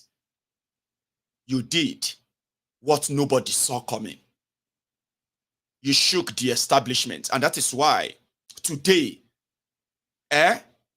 even though they didn't prepare for this, today they are battling with legitimacy all over the place. Begging people to accept them. Begging people to take them as who they said they are. Because people know who they are, not what they say they are. So when you see all these unfortunate older people, when they try to gaslight you, when they try to make you think that some people misled you, that you wanted a country, a working country, that is a mirage, you will never get it, that all your dream of a better country, better Nigeria, proper electoral process, they said you were deceived, and they want you to believe that.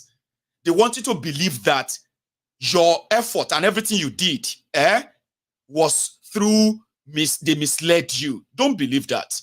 You did great. And like many others who have been waiting for the day to take back our own pound of flesh as well, we will meet together to finish them off. Don't back down. Obedient. Do not back down. Go harder. Go tougher. Go basek. Go basek. That is do anyhow. What is the worst that can happen? Jail you, kill you, make you poor. Have they not done that already?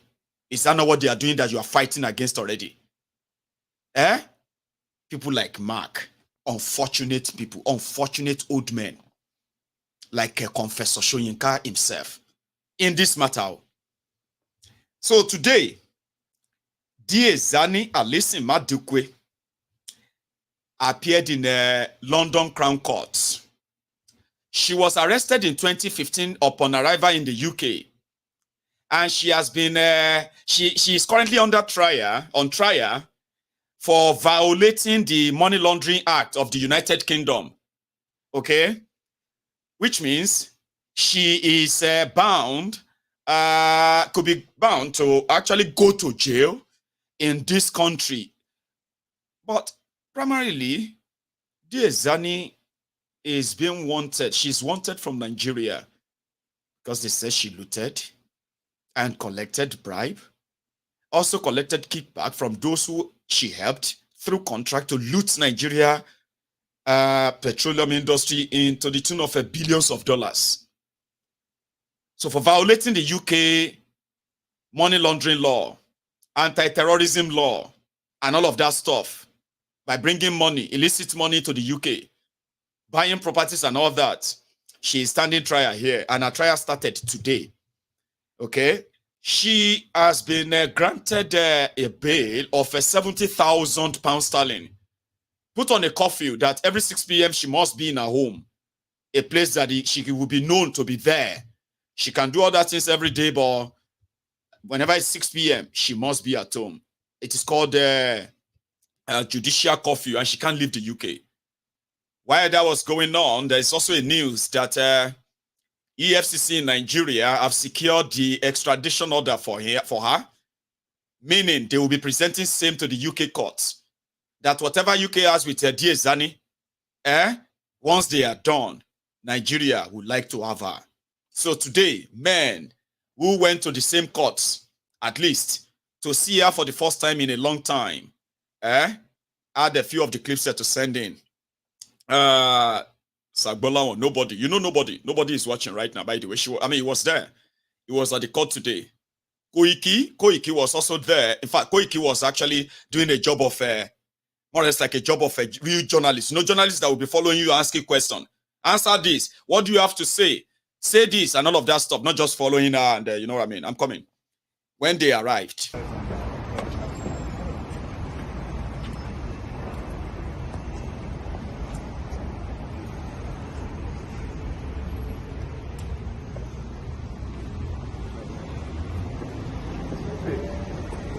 It's a public place, we can film where we want.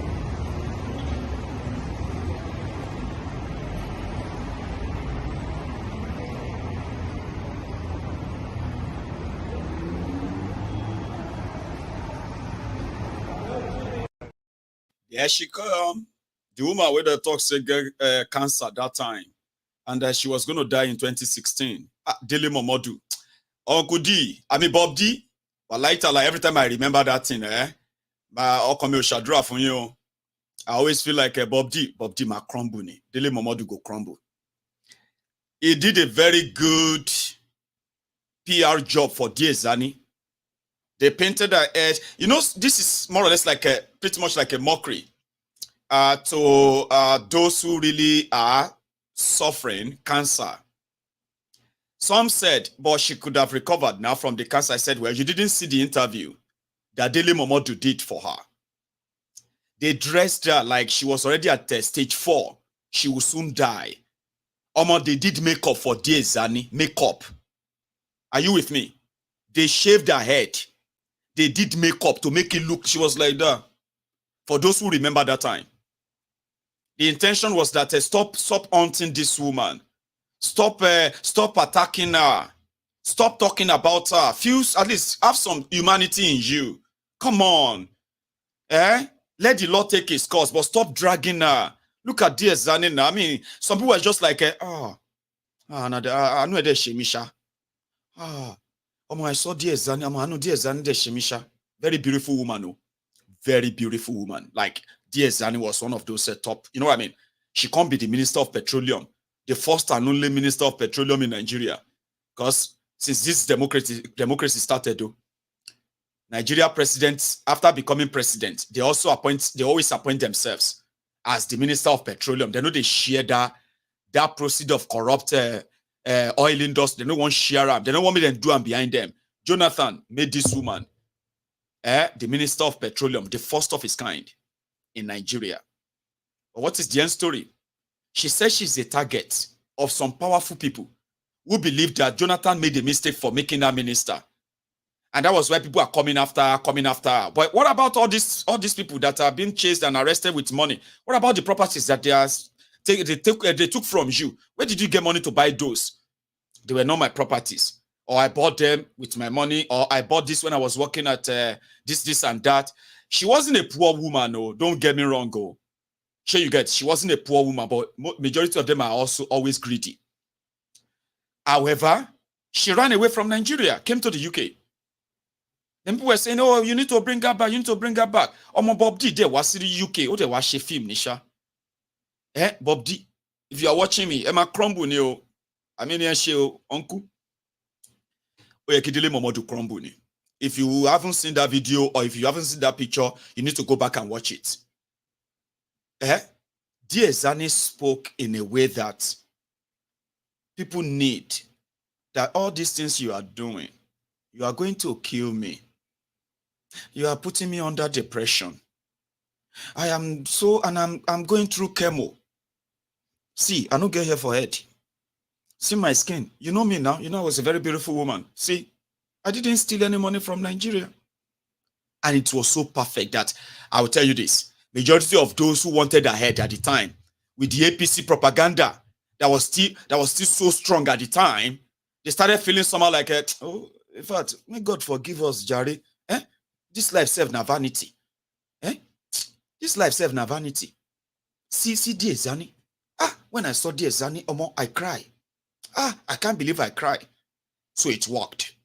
Everybody stopped talking. Here you get.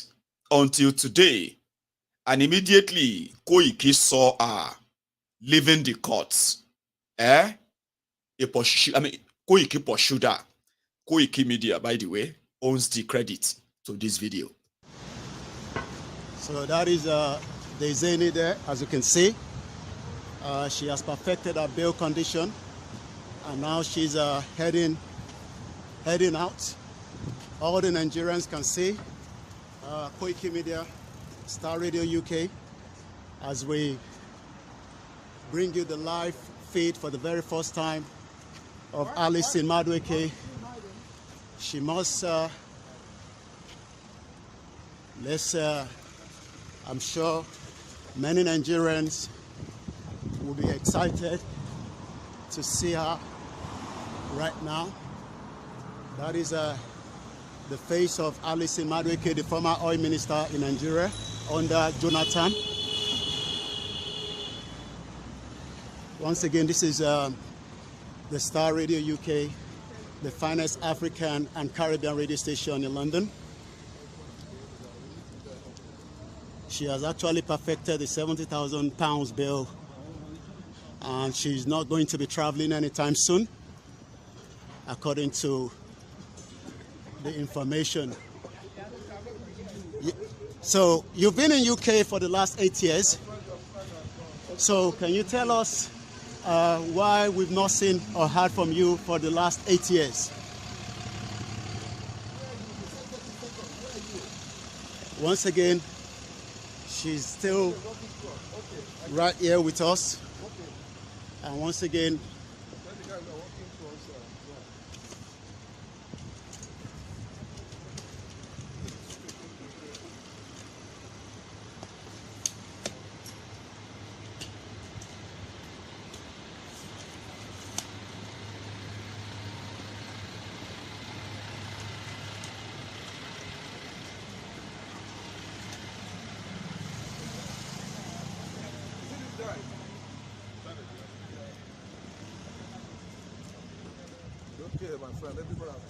what has that got to do with you?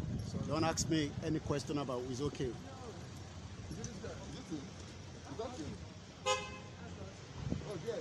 What I need is okay. Didn't you say Peluo? What if I'm harassing journalists in the UK? You think this is Nigeria? Nigeria is nonsense. So that's her there, and this is Koiki Media, and that is Alison. Just went into that vehicle. We'll be meeting her again on the 30th when she returns back to the court. My name is Olami Koiki, reporting for Star Radio UK. Anybody will know Koiki very well. Go no say Koiki get shoko. And that was a very, very superb sort of a coverage. Koiki, I owe you one bottle of wine. I don't get money. If I get big money, I suppose that's like a £1 million worth of material there.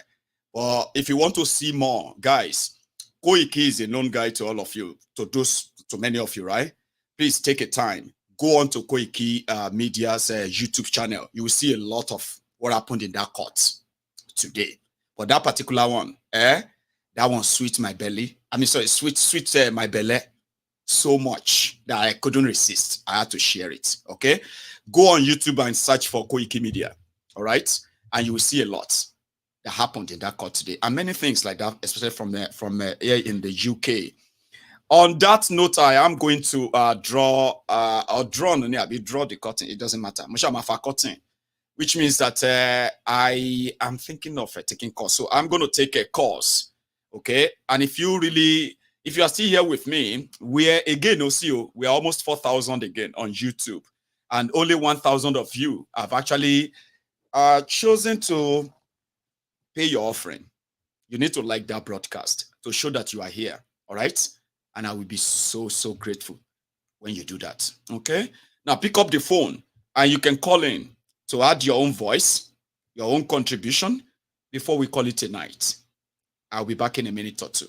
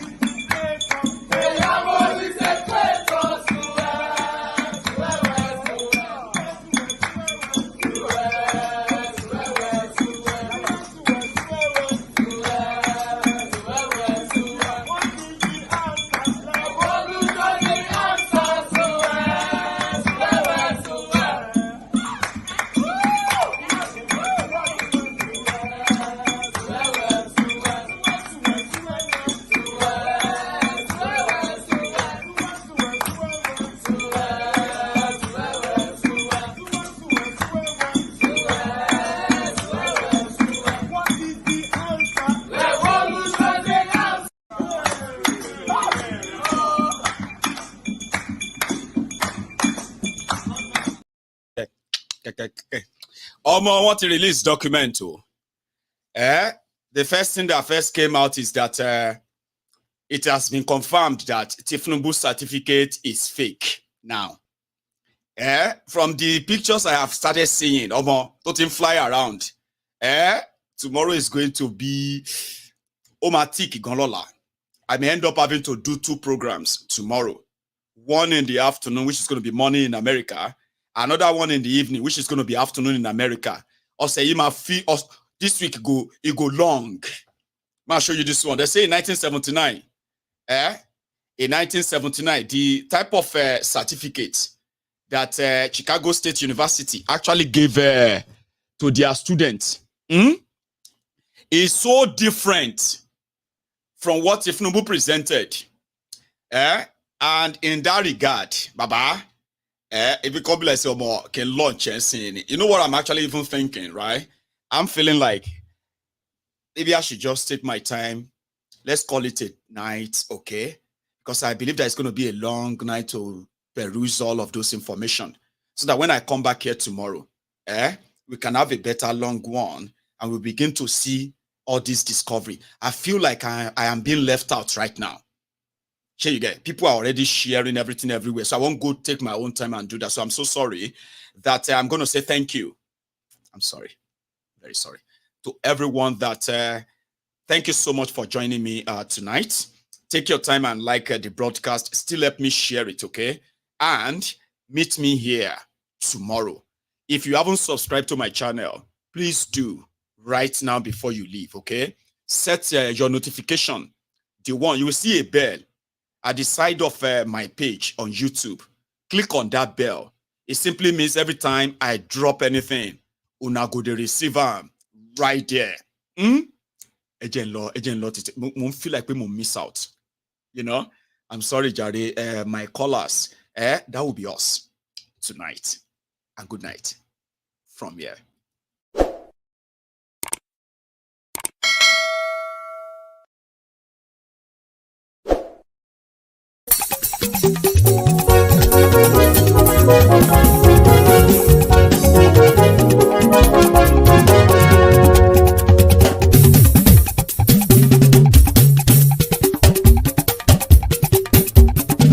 Mayegun làwa mọ̀ làmọ̀ tó dòdòdò.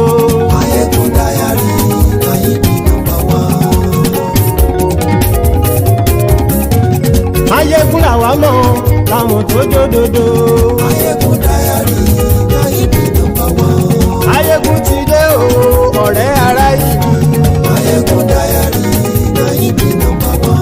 Lórí Facebook lórí YouTube. Mayegun Diary Nayibi #1. Gbogbo bó ṣe ń lọ ni Mayegun já wa sí. Mayegun Diary Nayibi #1. Àṣírí ọ̀jẹ̀lú kì í bò níbẹ̀ o. Mayegun Diary Nayibi #1. Bó bá ṣe eré àní Mayegun máa wí. Mayegun Diary Nayibi #1. Ó sì tún ṣe eré wàá gbọ́ níbẹ̀ o. Mayegun Diary Nayibi #1. Mayegun Diary political. Mayegun Diary Nayibi #1. Godfatherism kò sí lọ́rọ̀ Mayegun. Mayegun Diary Nayibi #1. Ẹ farabalẹ̀ sẹ́ o kẹgọ́rọ̀ lẹ́nu o. Mayegun Diary Nayibi #1. Àní Mayegun làwa mọ̀ tó dòdòdò. Mayegun Diary Nayibi #1.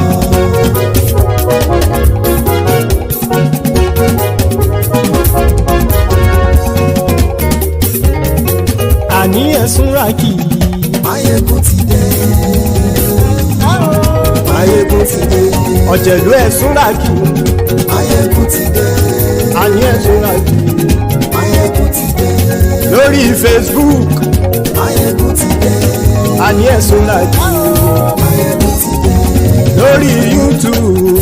Mayegun ti dé. Àní ẹ̀sùn ràkì. Mayegun ti dé. Bọ́ bàbá gbé wúrẹ́. Mayegun máa wí. Àní ẹ̀sùn ràkì. Mayegun ti dé. Ijó ìgbádìyẹ. Mayegun máa wí. Àní ẹ̀sùn ràkì. Mayegun ti dé. Pẹ̀sìdó bá rúfin o. Mayegun máa wí. Àní ẹ̀sùn ràkì. Mayegun ti dé. Kí gómìnà kówó jẹ. Mayegun máa wí. Àní ẹ̀sùn ràkì. Mayegun ti dé. Ọlọ́pàá tí ń darí bá. Mayegun máa wí. Àní ẹ̀sùn ràkì. Mayegun ti dé. Aṣòfin tí ń rúfin o. Mayegun máa wí. Àní ẹ̀sùn ràkì. Mayegun ti dé. Òpùrọ́ olóṣèlú. Mayegun máa wí. Àní ẹ̀sùn ràkì. Mayegun ti dé. Ọ̀jẹ̀lú ẹ̀sùn ràkì. Mayegun ti dé. Àní ẹ̀sùn ràkì. Mayegun ti dé.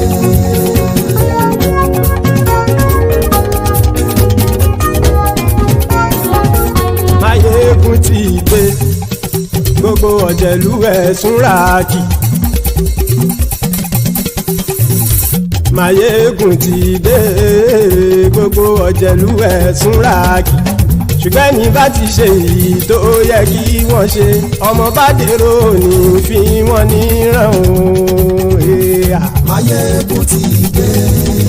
Gbogbo ọ̀jẹ̀lú ẹ̀sùn ràkì. Mayegun ti dé. Gbogbo ọ̀jẹ̀lú ẹ̀sùn ràkì. Ṣùgbọ́n ní bá ti ṣe èyí tó yẹ kí wọ́n ṣe, ọmọ bá dèrò ní fi wọ́n níran. Wọ́n fowó bẹ́ẹ̀ o. Mayegun ó sọ pé wọ́n ò fẹ́ bẹ̀. Wọ́n fowó bẹ́ẹ̀. Mayegun ó sọ pé wọ́n ò fẹ́ bẹ̀. Oníkan ṣáàtì ṣe èyí tó yẹ kí wọ́n ṣe fáwọn ará ìlú tó gbé wọn débẹ̀ o.